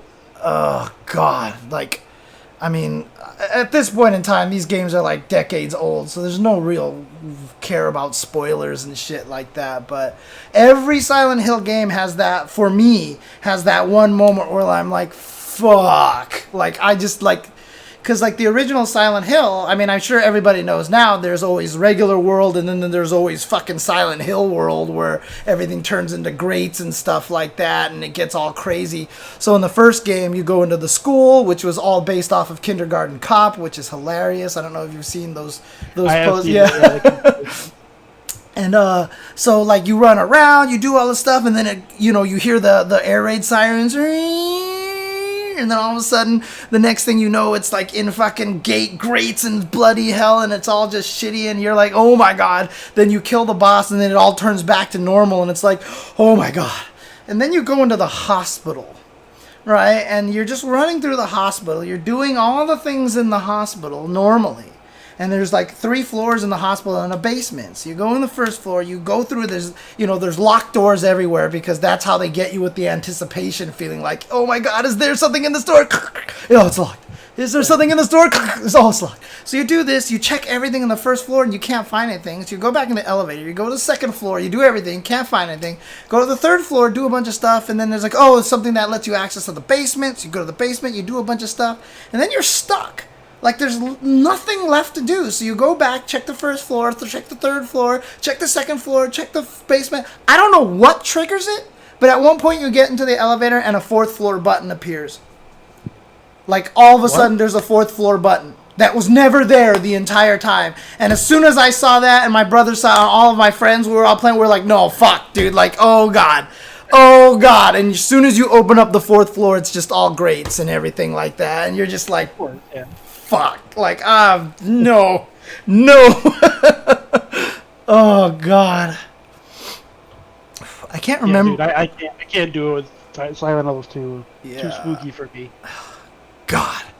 And then Silent Hill 3 had the blood mirror. Silent Hill 4 had the giant fucking head. Oh God. 4 had that. That was the big freak out of 4, was the big giant weird head. Oh God. Oh. Like oh man, that hurt me so much. But there's another thing that happens in 4 too that literally just like made me so like, I was just because you're stuck in your apartment in number 4, like you're trapped in your apartment, and at one point in time your apartment becomes possessed and stuff like that, and different things in your apartment you interact with change because it gets possessed. At one point in time the peephole in your door gets possessed. You see like blood dripping down the peephole. And so you go look out the peephole and you see yourself, and you're like bloodied and zombied and kind of like rocking back and forth, and you just look like you're like completely like fucked up. And like seeing yourself like that, like out the peephole, was just like, fuck, dude. Like that made me feel so goddamn uncomfortable. Oh my God, it was so uncomfortable. I can't play those games.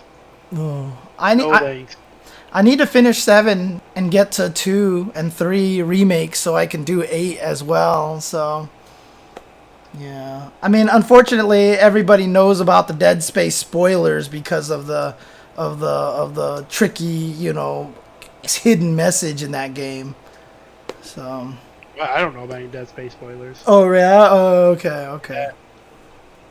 I mean, you can talk about them. It's not gonna bother me. I'm never gonna play. I own Dead Space. I have Dead Space on Origin because it was free one year, and I've tried to stream it, and I just had to nope the fuck out. I got maybe like an hour into it, and I was like, "This is too much. I can't. Nope, I'm done. Done forever. I'm good." Yeah, I mean, I kind of spoiled one thing about Silent Hill 4, which was that your apartment gets possessed at one point. So basically, the game wasn't supposed to be a Silent Hill. It was created just as a random horror game, you know, that was going to be released by Konami, but they turned it into a Silent Hill game. But the creator of the game was targeting it for college students, for kids that were would leave high school and start living in dorms and stuff like that, because he wanted to compare it to, you know, the fear and the kind of how scary it is to leave the safeness of your home, and then your dorm or your apartment that you live in during college by yourself becomes your safe haven. And so what happens in Silent Hill 4 is a lot of times you're just doing stuff, your apartment is all nice, and then you find this giant hole in your wall, you crawl through the hole, you end up in this completely random place fighting weird zombies, and you take damage and whatever, fighting things, and then you go back to your apartment and you start getting your life back. Your apartment just heals you, like you just get your life back little by little by little. Yeah. So it was always just nice. You get back and you're like, whew, okay, this is great, this is great. And then halfway through like maybe a fourth through the game or a third through the game, you come back into your apartment and your character says something feels funny. And you notice your apartment's a little foggier, and then you notice that your health isn't going up anymore. And then that's when your apartment starts getting possessed. And the possessed areas, if you go next to it, you just start losing health.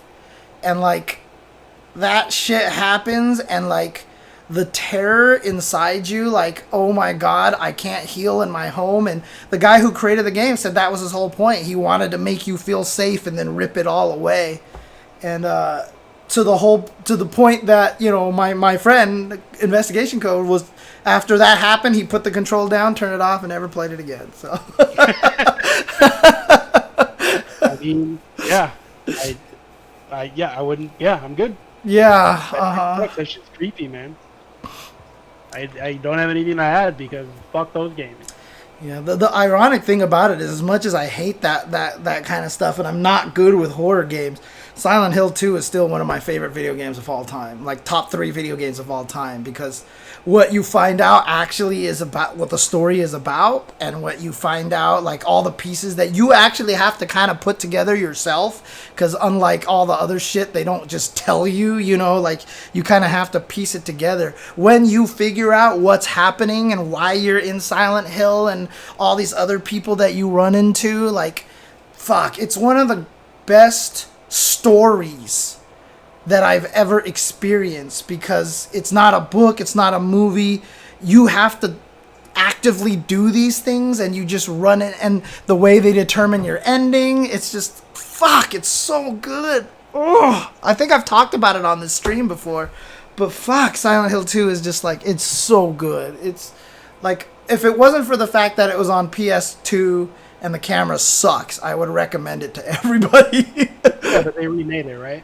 They remade it, but because by that point all the assets had been deleted, because that's just how Japan generally works, they didn't have a lot of the old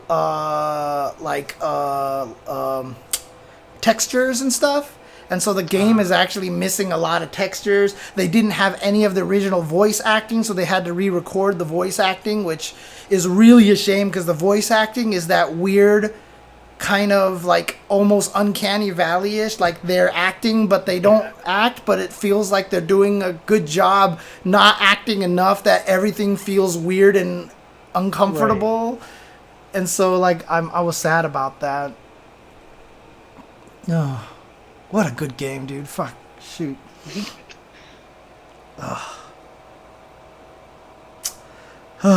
But yeah, horror games, dude. In general, I mean, that's the thing, is like, I know 7 I already played a bunch of it, and 7 is kind of creepier, but not like that Silent Hillish kind of, I think it's just, you just feel like you're more in danger the entire time. And the fact that number 2 has dude chasing you everywhere, like, I don't know if I can handle that. Or whatever. What's that? Pyramid Head or whatever? No, I mean, Resident Evil 2 Remake has fucking Tyrant chasing you everywhere, dude, like, I don't even want to. I don't know if I can handle that. I played the demo for Resident Evil 2. Uh-huh. It's still... I think if I really pushed myself through it, I could play. Right. Like the remake, I mean. But, yeah, it's because it still feels like kind of an action game. Yeah. It has that Resident Evil 4-ish feel. Right. Because you could... I could probably really push through if I wanted to play it. Yeah. I think I own it. But it's still in the plastic wrap, so, and... Just picked it up for funsies? Well, because I picked it up because I loved Resident Evil 2, and I was like, I can't wait to replay this, and then fucking this is life, right? Like, I have, like fucking Bloodstained is taking me fucking forever to beat this game, because now I'm running around crafting shit and cooking food for this old lady named Susie for no goddamn reason, you know? Oh, God. It's like, this is why you saw that tweet. I don't know if you saw my tweet a while ago. I was just like, there's too much content in games these days. I want less content, man. Get to the point. Yeah. Yeah, I don't know, man. Like, I play a lot of... shouldn't say I play a lot of... The single-player games I do play, I'm definitely not a completionist. Yeah. Like, when I played through Breath of the Wild, I ran through the story. Oh. I looked up how to get the Master Sword. I did everything I had to do to get the Master Sword. And then I was like, alright, time to go kill Ganon. Like, I didn't do all the searching. I didn't appreciate the game the way you're supposed to. I was like, nah. Like, I want to finish the main quest. Like, that's what I do. So, I feel you. Yeah, I am a completionist, so I haven't technically finished Zelda yet because I'm still trying to find all the shrines and everything like that. I mean, I've beaten the game, but I'm still trying to find all the shrines, and I was streaming that late at night before because it was actually really fun and just a chill stream to have, you know, because I could just sit there and talk, and I would play music, but I can't play music anymore because fucking DMCA. Although, dude, that sucks. Do they shut down your channel, or do they just mute your VODs, and that's it? I think it depends on how bad you abuse it. Okay. But I know they've always muted VODs. Like, that's not even like a new thing. But I think they've been straight up like DMCAing people's channels. Yeah, see, that sucks right there. Yeah, it's too much. It's silly. Yeah, I am a massive completionist. Like, one of the games that almost murdered me was Okami at one point because I fucking like was trying to 100% everything. And the same thing with Final Fantasy 12. It's the Final Fantasy game I've put the most time into because I tried to do all the hunts, and there's like I've put in like over 120 some hours in that game, and you know, and the worst thing about the way that game worked too is that did you ever play 12? Dude, I don't play RPGs. Okay. I think. Remember, I said I want to get through the story. I don't want to spend Right, 90 hours. right.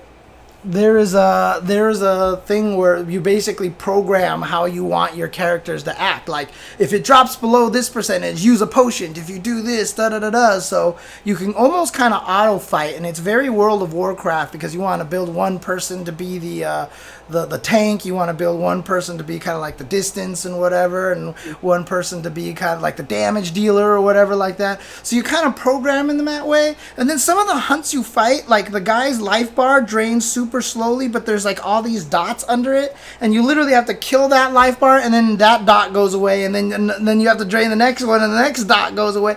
So it's like some of these fights took like 2 hours, and you don't do anything. So like literally, I just put it on and I played it, and I switched and I watched basketball. And I would sit there and watch a whole basketball game, and I would switch back every once in a while to check to make sure that my 3 active party members hadn't died. Because if they had died, then you just pull in the other 3 party members, instantly cast life on the other 2, let it run, and then go back. And then come back and check to see if you died. And so, like, even though I put in like 120 hours in the game, did I really put in 120 hours in this game? Yeah, that doesn't sound fun at all. Not even a little bit. Yeah. If they That's why fighting games are great, man. Anytime I put in effort or time, I have a purpose. Yeah. And I know that I'm going to see a reward for it in real life. Like, I'm going to do better in tournament, etc., etc. Honestly, I feel rewarded for it. If that gambit system let you save the gambit system, because every once in a while you had to change your programming for specific bosses, but then you had to reset everything that you had before, and there was no way to save it. Oh, like if there was a way to save it, the game would have been like 10,000 times better. Oh. I mean, I liked 12, don't get me wrong. I wouldn't have put in that much time if I hated it, but still at the same time, it was just like putting way too much fucking time in that game, so. Yeah, no, I'm good on most RPGs. I like Knights of the Republic. That game came out like 20 years ago. So how long was that? Probably longer now. Knights of the Republic? Uh-huh. Like a 25, 30-hour game, if I recall correctly. I think I beat it in like a weekend because I was a kid and had all the time in the world. I always love it. Like, I'll read these reviews, and they'll be like, the biggest weakness of this game is short. It's only like 8 hours. And I'm like, sold! Like, sold! What a great game! Yeah, exactly. I mean, I just don't play a lot of single-player games. Yeah. Like, almost everything I play is at least somewhat competitive. Mm-hmm. Makes sense. Like, right now I'm playing Rocket Arena. I played fighting games, obviously. Mm-hmm. I played Counter-Strike in the past. My first esport was Madden. Like, I've always played games that I can play other people in. And that's because, like, I don't know, I like challenging myself. Yeah. And I'm not like a speedrunner. Like, beating a clock doesn't have the same feeling to me as beating another person directly. Interesting. So, yeah, I mean, I'm playing Final Fantasy Record Keeper all day, and there's these bosses that you fight just because of daily tasks. You fight them over and over again. They're the hard bosses, and I actually get kind of this weird thrill actually figuring out how to kill them faster. You know, weirdly. Yeah, I don't even care about that stuff. I'd be like, yeah, whatever. I'll look online and.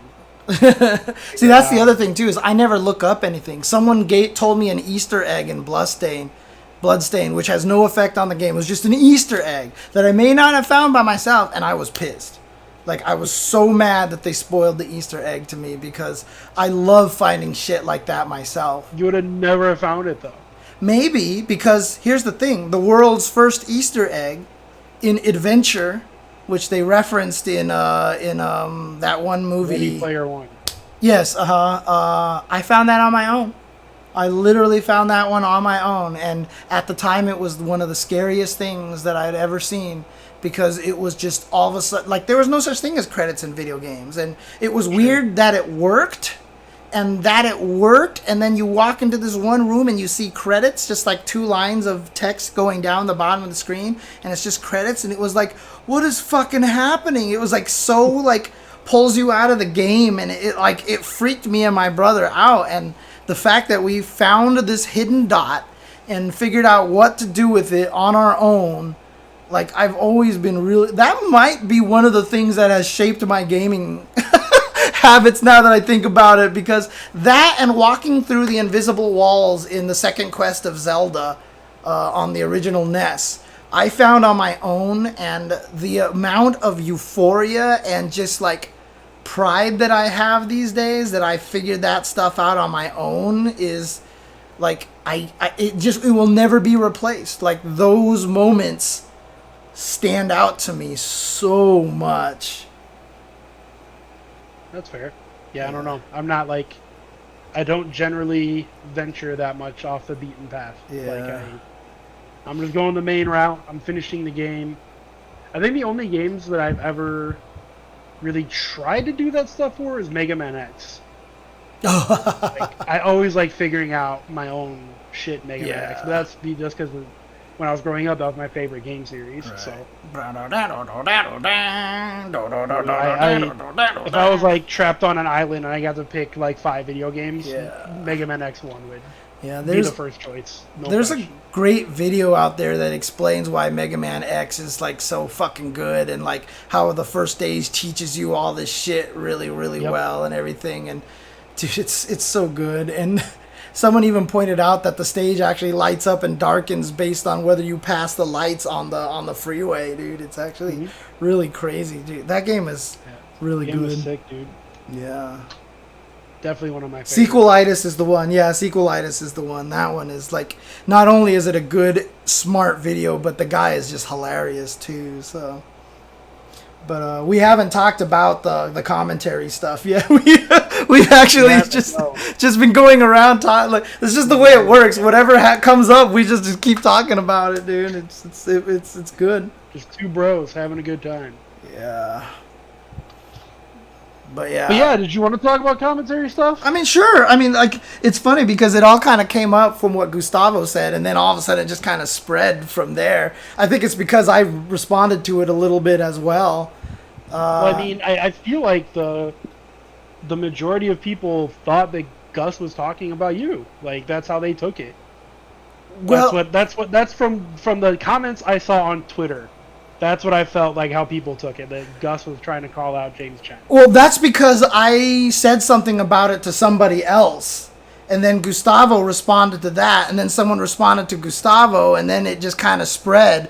And so everybody saw that tweet that I was saying that I thought Gustavo was talking about me. Or I was like, I don't even know if he's talking about me, because I was talking to the guy who runs Run Frame Link. And he put out a tweet that was basically like, you know, James says that Daigo's very good defensively, but if you actually look at the stats, he's not that much more defensive than everyone else because he wins the rounds in about the same amount of time.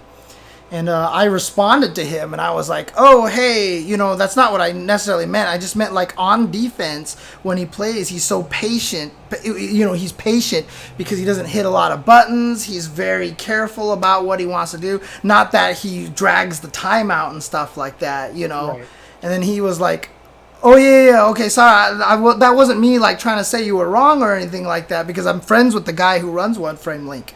And so he thought I was, like, kind of mad or, like, trying to fight him or something like, that's not what I meant, asshole, you know, kind of thing. And I was like, no. I was like, no, I just have to say that because I feel like I'm always getting attacked by people, and, like, people will see that and just be like, oh, yeah, see, James Chen sucks or whatever. And then in that tweet I said, just like when Gustavo said that about commentators, you know, he might not be he might be talking about me, but regardless, in my brain, 100% he's talking about me because that's just how my brain works, right? Like every time I see something like that, oh, they're definitely talking about me, you know, kind of things like that. And so it made me, I said that and I tagged Gustavo, and then he responded to me. He was like, well, if you're worried about that, then that means maybe you do have areas that you need to improve on, right? Because it's subconsciously. I saw that exchange. Yeah.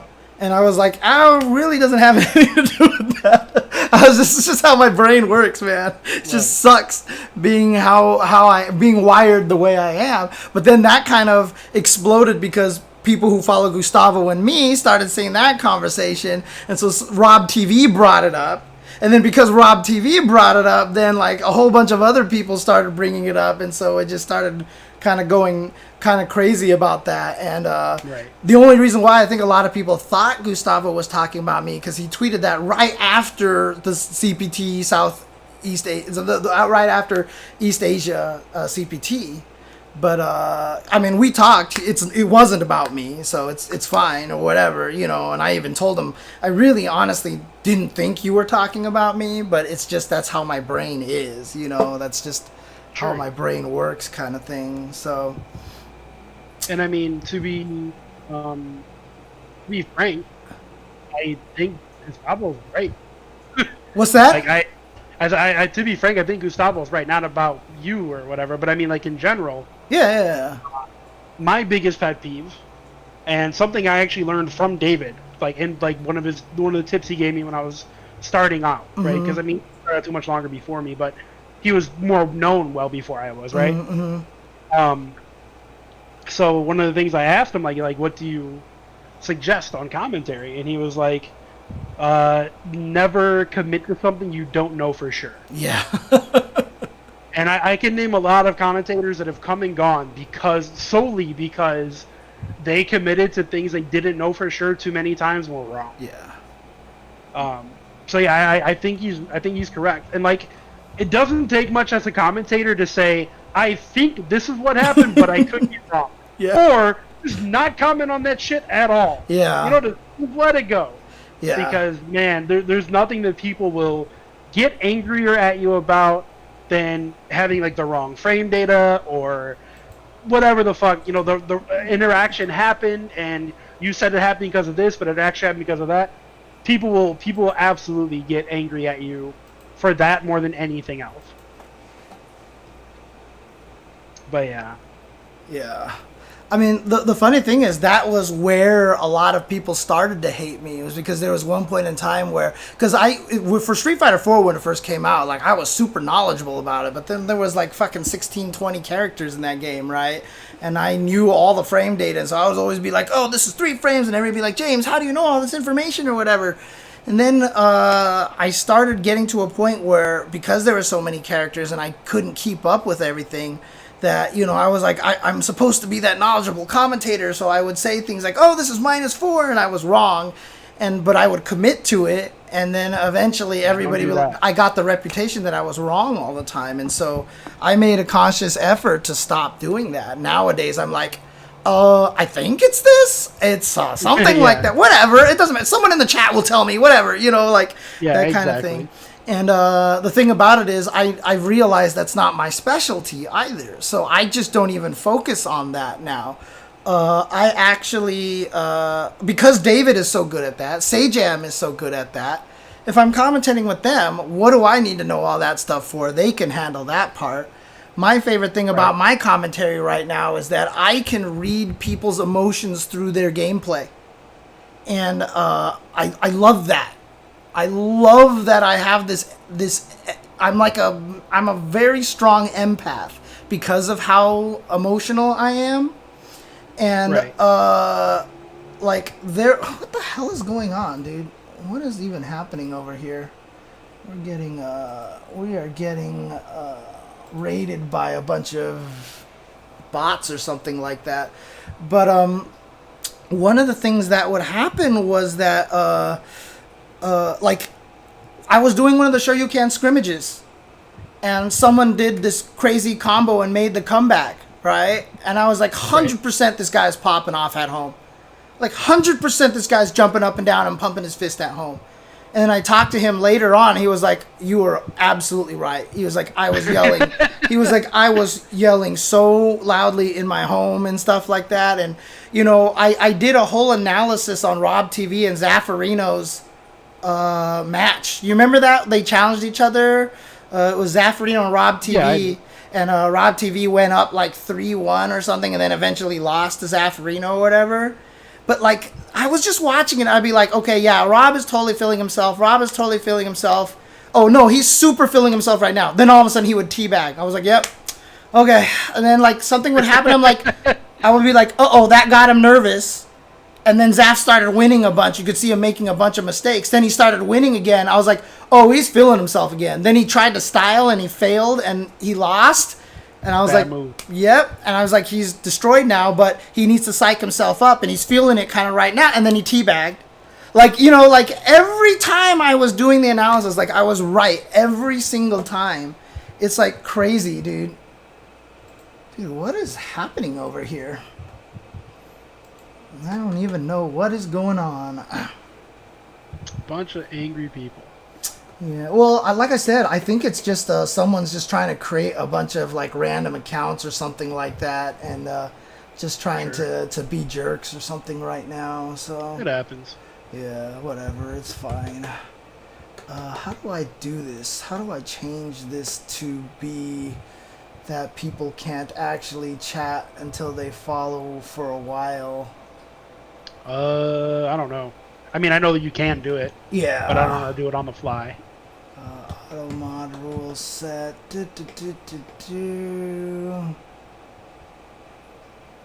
I don't know how to do it.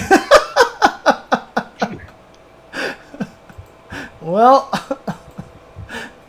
Oh well. So much for that, I guess. So. Womp, womp, womp, womp. Yeah. Are there no mods in the chat right now? I'll have to I mod mean, just someone. me. Just you. But if there's anybody else, I'll definitely have to mod them. So. Oh, there you go. Thank you to Drunken Banana who's done it. Well, it's followers only mode, right? But wasn't there like a minute thing or something like? 10-minute follower only mode. I mean, that's fine. Okay, yeah, that works anyway. Okay. Good enough for what we're doing. Yeah, exactly. But anyways, yeah. Commentary, and you're good at reading emotions. Yeah, so basically that's kind of where my specialty lies. But at the same time, I still feel like, you know, even if I still feel like I'm more knowledgeable than more people about why they make decisions and stuff.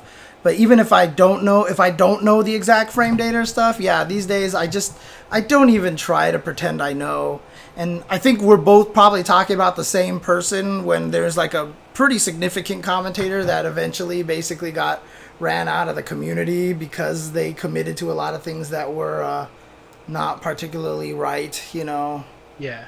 Yeah, unfortunately. Probably. We probably have the same person in mind. There's more than one, but we probably have the same one in mind. Yeah, there's a couple of commentators that I've commentated with recently that had that problem a lot, and I know they're still commentating, but I haven't listened to recently to see if they've improved or not. But yeah, I mean that's my biggest advice to any up and coming commentators is if you don't know for a fact, if you aren't 100% sure, don't commit. Right. And even if you are, you better be 200% sure. Like don't say incorrect things, and if you do. And someone corrects you, like, oh, sorry, I misspoke. Yeah. Sorry, like, fix your shit. Yep. But generally, just don't make that mistake. People will not let you forget it. Be like Yipes, just be like, let me fix my face. Yeah, like, people will not let you forget it. Yeah. I mean, even Seth does that a lot. I remember I was commentating him with Street Fighter 4, and he was wondering why a guy player wasn't using the EX elbow to go through fireballs and hit people. Because the EX elbow didn't have any projectile invincibility. But Seth. The problem is that it did in one version. So you can't blame Seth, right? I mean, he's seen like 700 versions of the game. So what's he going to do? Oh, man. But yeah, I agree. I agree. Like, if you don't know, and like I said, one person that I commentated with, especially if it's a game like Super Turbo or something like that I know really well, and, you know, you talk about matchups being a certain way, and it's, like, not the way it is at all. You know? But the thing is, like, the problem with commentators a lot of times is I think they want to try to sound too authoritative. You know, my goal as a commentator is not there to be smarter than the audience. I don't want to be that commentator. That's not my point as a commentator. My goal as a commentator is to bring the joy and the fun out of fighting games so that people can appreciate what's fun about it. It's also why, and I know people disagree with me on this one, but I hate predicting what people do. You know, I hate being like, here comes this. See, I told you, you know, like, you know, I hate that kind of thing. I never want to do that. Because Ultra David. Because it's like, David does that a lot. Does he? Used to, at least. I haven't heard him commentate in a long time. Yeah. I'd say like 2 or 3 years ago. Yeah, that'll be a David thing for sure. Yeah, I'm just not a fan of that, and I know a lot of people like it, and I know a lot of people think it depends on how it's delivered. I just think it's. Like, sometimes I'll be like, if I ever do it, it's always something like, you should probably be careful right now because he has this meter and he might be willing, and then the meter comes out and I'll be like, well, there you go, never mind.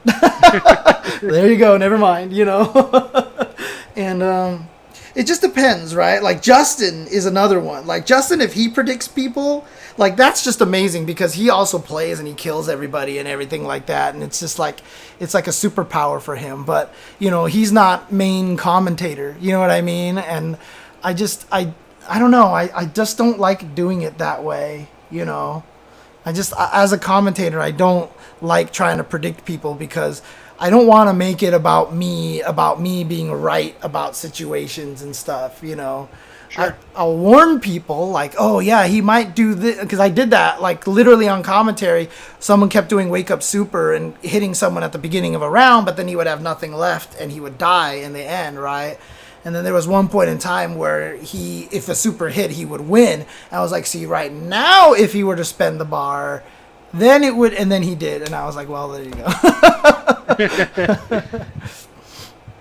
Yeah. I mean, I think that's a fine philosophy to have. Yeah. To not try to predict people. I think the only other thing I would really have a pet peeve of, and not too many people are guilty of this anymore, but they used to be often, especially in fighting game commentary, not just esports, but particularly fighting game commentators would often say, what I would have done. Yeah. what he should have done there. Like, right, don't do that. Like, you're there to relay the information, not tell the players that they're stupid, basically. And that was basically what like 90% of FGC commentary was from like 2010 to like 2012. Yeah. Just, you're a fucking idiot. I mean, but yeah, we really don't do that much anymore. So I mean, the nice thing about it is most of the people that are playing are considerably smarter than the commentators are in terms of the game. That's why we're commentating and they're playing. I mean, like I said, probably the only exception to that is Sajam, right? Because if he was playing, he would be just amazing at all the fighting games right now. No, man, Yipes. Yeah, Yipes as well. Yeah, Yipes. Yipes could be a top player in any Marvel he wanted to be. Yeah. At the very least. If not Dragon Ball 2, probably. Yeah, for sure. Also a strong Street Fighter player. I mean, Yipes is a fucking Evo champion, so. Yeah, exactly. David's not too far off, man. Dude, David is ridiculous. If he didn't actually have nerve damage, like if that would have never been a thing, I don't know if we ever would have saw Ultra David the commentator the way we do now. I agree. I 100% agree. Because he would have kept playing and he would have been strong. He's definitely a strong fighting game player. So some of those players out there are really strong. Yeah, Sajam is some of those commentators. Someone in the chat asked, is Sajam a multi-game guy? He's not just a multi-game guy, but you remember we were talking about Keats last week, how Keats is amazing at video games, actually, and he just seems to pick games up like that. Like, as soon as he sits down, he kind of, I got it, and, like, he'll just body you right at the beginning. Sajam is the same way. Like, he just picks stuff up, and his hands will do exactly what his brain tells him to do. Like, every time I pick a new game, like, it takes me a while for my hands to finally actually process what my brain, like the communication from like my brain to my hands. It's not like a David kind of thing, but I run on muscle memory so much. And so unless I sit there and practice combos, I'm not going to develop a combo like on the fly. Like when MVCI first came out, like on the first day I played with Sajam, and he's just doing these stupidly long combos, and like I'm still just trying to figure out what the hell to do after I launch someone with Spider-Man, you know? And I'm just like, what the hell, dude? And it's not an execution thing. It's just, like I said, it's a muscle memory thing and it makes it up quicker. And a weird like satisfaction thing. But he's just like, Sajam is one of those like exceptional people at fighting games. Like I really feel like he could have been almost like kind of like a mini Sonic Fox, because he just picks that shit up so fast and he's so smart with fighting games. It's crazy. Yeah, he's definitely a strong player. Yeah. But he won't see me in KI though. He's pretty fucking good at KI though, Yeah, right? no, you honestly, you probably beat me, but I'm gonna talk shit anyways. Dude, I want to see you guys go up against each other. You definitely, I'll put it this way, you definitely won't see me in Marvel 3. Yeah. Well, I mean, it's interesting, King Vasuki. What is it about saying that makes you feel better? And I'll tell you about Visant. Visant is a genius theorizer and just like concept kind of person, but he has the old man hands problems. Like he can't get himself to do the things that his brain tells him to do, kind of like me. And so he came up with all these crazy MVC2 teams that he couldn't execute himself. You know, he was that kind of player, you know. It was. Yeah, I mean, honestly, Marvel 3 with Wesker, Hagar, Phoenix, that just all lined up for Jay. Yeah, exactly. Because it was straight up Jay's brain going, this is really fucking strong and really easy. Yep. And I can win doing this. All I have to do is teleport and call Hagar, and I get a hard knockdown into a full combo, and I build 2.5 bars for my almost indestructible, unstoppable character in the back. I'm gonna win this thing. Yep. I remember I had never even met Jay, like in person before, and then I walked up to him Thursday night. They were like putting the ballroom together, and I don't know if you guys knew this, but back in the day, probably even still now, I don't know. I don't bother anymore. But back in the day, if you were like someone in the FGC, they didn't give a shit if you hung out like Thursday night in the ballroom. Yeah. A lot of players would be there. And I walked up to Jay, and we had never met in person. I was like, "Are you ready to win Evo?" he looked at me in the eyes. He's like, "I swear to God, I hope I'm not top 8." I was like, "Why?" He's like, "Dude, I'm gonna throw up. I'm gonna fucking throw up." And then he always tells the story about the entire time in top 8. He felt like he was gonna puke the whole time. Dang. Okay. But he won. I was right. I wish I would have put. I put a little bit of money on it, but I wish I would have put all my money on Jay, because I just knew in my heart he was going to win. Monique. And he definitely wasn't the best player. He wasn't like an execution god or anything like that. There were some Phoenix players there, like X-Ray and Bob. They were really fucking strong players, but I just knew. I knew that Wesker Hacker Phoenix was going to win it for Jay. And dude, he did. Monique will always take credit for that because he was super nervous and about to throw up and stuff. And Monique said that she showed him a picture that he didn't want to see, and like kind of like jolted him back into reality. Sure. You might have to ask Visant about that story one of these days. Well, I will. It's very close to, you know, you want to see some shit kind of thing. So good. But maybe even worse. But what King Vasuki said. Win Evo. Yeah, what King Vasuki says, he's like, I was feeling massively demoralized when Sejam picked up Skullgirls in like 3 days. Yes. That is the kind of person that he is, which is why he's so good at commentary and why he can pick up a lot of that stuff. But again, like I said, that's his specialty, right? Like, I think Sejam's one of the best commentators in that aspect. Do I think I'm the best commentator in terms of the empath kind of stuff? 100%. Like, I don't even think anybody comes anywhere close to how good I am at that shit. And I like that because to me that humanizes the players more, and it makes it so that it's more about the players. You want to root for the players, you know what I mean? So I think that's why a lot of people like it when Sejam and I commentate together, or when David and I commentate together, because it is that kind of balance. Sejam and David are so good and knowledgeable, frame, strategy, this kind of thing like that, but I have this kind of emotional connection to all the players. I mean, like I said, there was the one match that Problem X lost to NuckleDo after he went up 2-0 against NuckleDo, and he started losing, and I was like, you can tell he's getting impatient. It's like, you can just tell he's getting impatient, because he was like, God damn it, I should have just won. I should be done with this and whatever. And then NuckleDo just completely beat him afterwards. And the last game, it wasn't even close.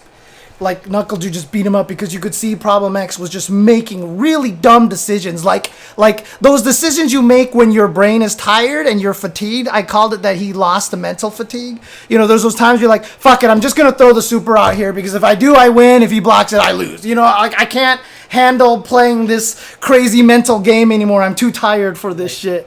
And Problem X did it, and he lost. It was just like I was saying it. So, like, that actually is one of the things that I feel like I'm super good at in fighting games.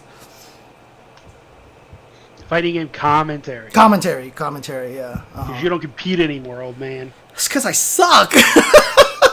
Because I don't know, man. You did your whole Street Fighter V. I'm gonna grind a diamond. Yeah, that proved you don't suck. That I was definitely very proud of that. I'm not gonna lie. Yeah, to be honest, I was like, "There's no way, James."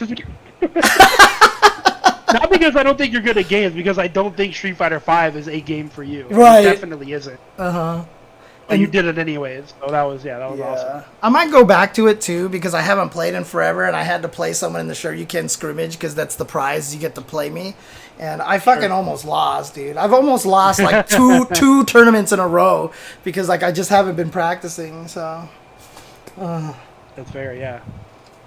Which article did Visant write? Yeah, Jay wrote a bunch of articles about Marvel, and when he was part of Broken Tier, he was putting out articles for them like monthly. So yeah, long time ago. A lot. I thought that there was something recent or something. Okay. Yeah, no, that man is. If you put out something recent, let me know. I mean, I'm telling you, it's one of the reasons why I've always wanted to get Visant on my stream, just to sit down and talk to him, because he, like, whenever I see him, one of my favorite things is just to go up to him and be like, so what do you think about this Marvel game right now? And he'll be like, okay, see, the way that I see this, and then it's just like fucking gold. Like, he's just spitting out gold, and like everything is so great to listen to. And so I love that about him, dude. I mean, I could text him and see if he wants to come on sometime. I've asked him, and he's busy in the daytime a lot of the time. Maybe at night we can grab him, but depends on. Come up for this stream. Yeah. Oh, okay. Gotcha. Yeah. Maybe we can. Oh man, I miss Visant, dude. I think the last time I saw him was like at that Victrix event a long time ago, because it was in San Diego, and he just happened to be, hanging around. Last time I saw Jay was probably like Evo 2017. Dang. Okay. It's been a long time, man. Yeah, dude. I text him on his birthday. I texted him, and like out of the blue, I'll just hit him up like, Jay, I miss you, baby. Come back. Yeah, he's living his adult life now, man. Man, it makes me sad because you said you text him happy birthday and shit. I don't wish anybody happy birthday. I mean, I only know because Facebook yelled at me. Like, it's like I knew that it was his birthday. Like, I don't keep tabs on all my pals' birthdays. Yeah. I mean, it's weird because the reason why I don't wish anybody a happy birthday is because I'll feel too guilty about missing certain people. So I just say it to nobody.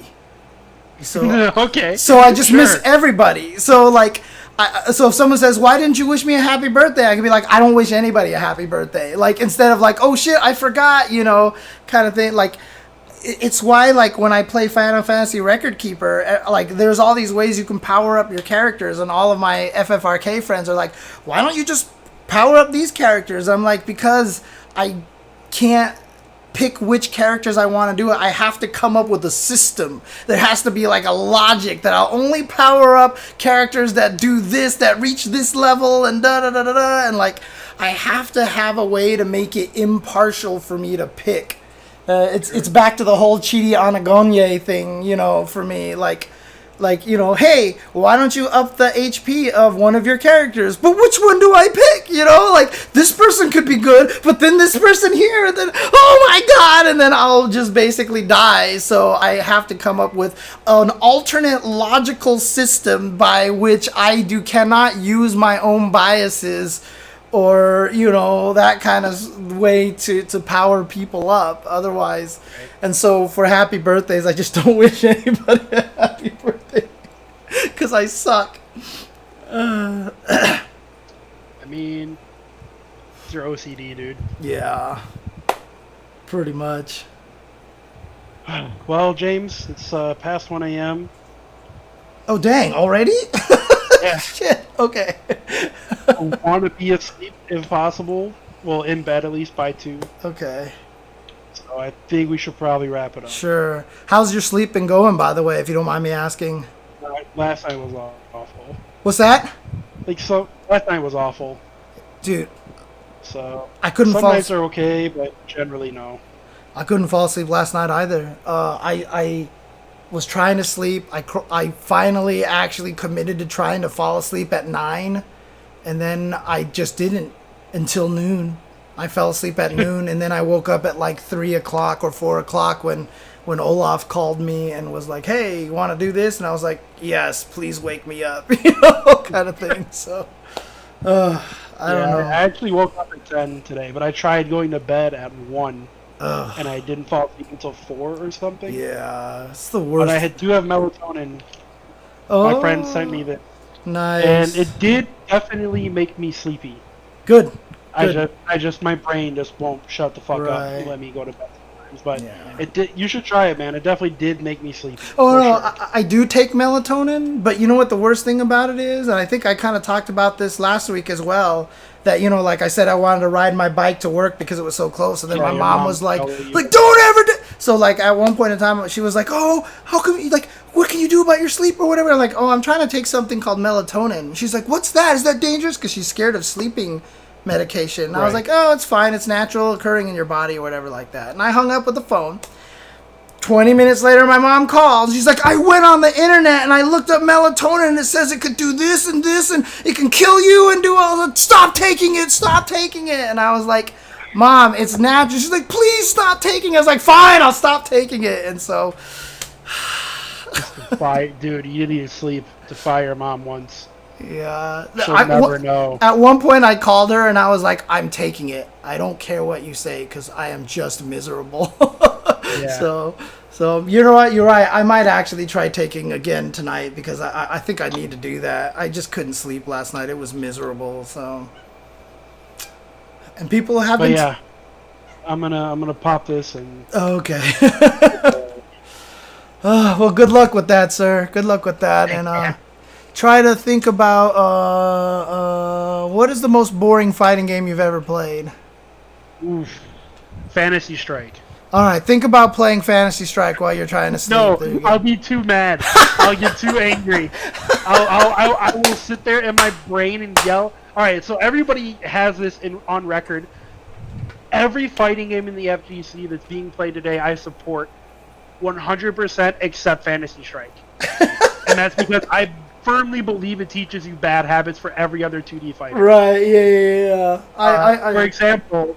There's no low. You cannot be hit low in that game. Right. So there's no negative to just holding backwards and walking away from certain situations. Right. That is not indicative and not intuitive to any other 2D fighting game ever created ever or ever will be created. So I really hate that it's marketed as like the beginner fighting game when it's just the opposite of fundamental shit. I will say that's the only reason I really don't like it though. And they stole a bunch of characters. Oh yeah. I will say though that Metal Revolution doesn't have high or low. That one's still in beta right now, but there's no high low in that game as well. So. I tried playing it. They gave me an early beta key like a year ago. Oh, okay. Because I thought the game looked sick, so I hit them up. I was like, "Hey, I'm this guy who's fighting and stuff. Can I play your game?" They're like, "Sure, here, have at it." And I was like, "Great." And they gave me beta keys to give to my friends to try it, and I couldn't get my stick to work.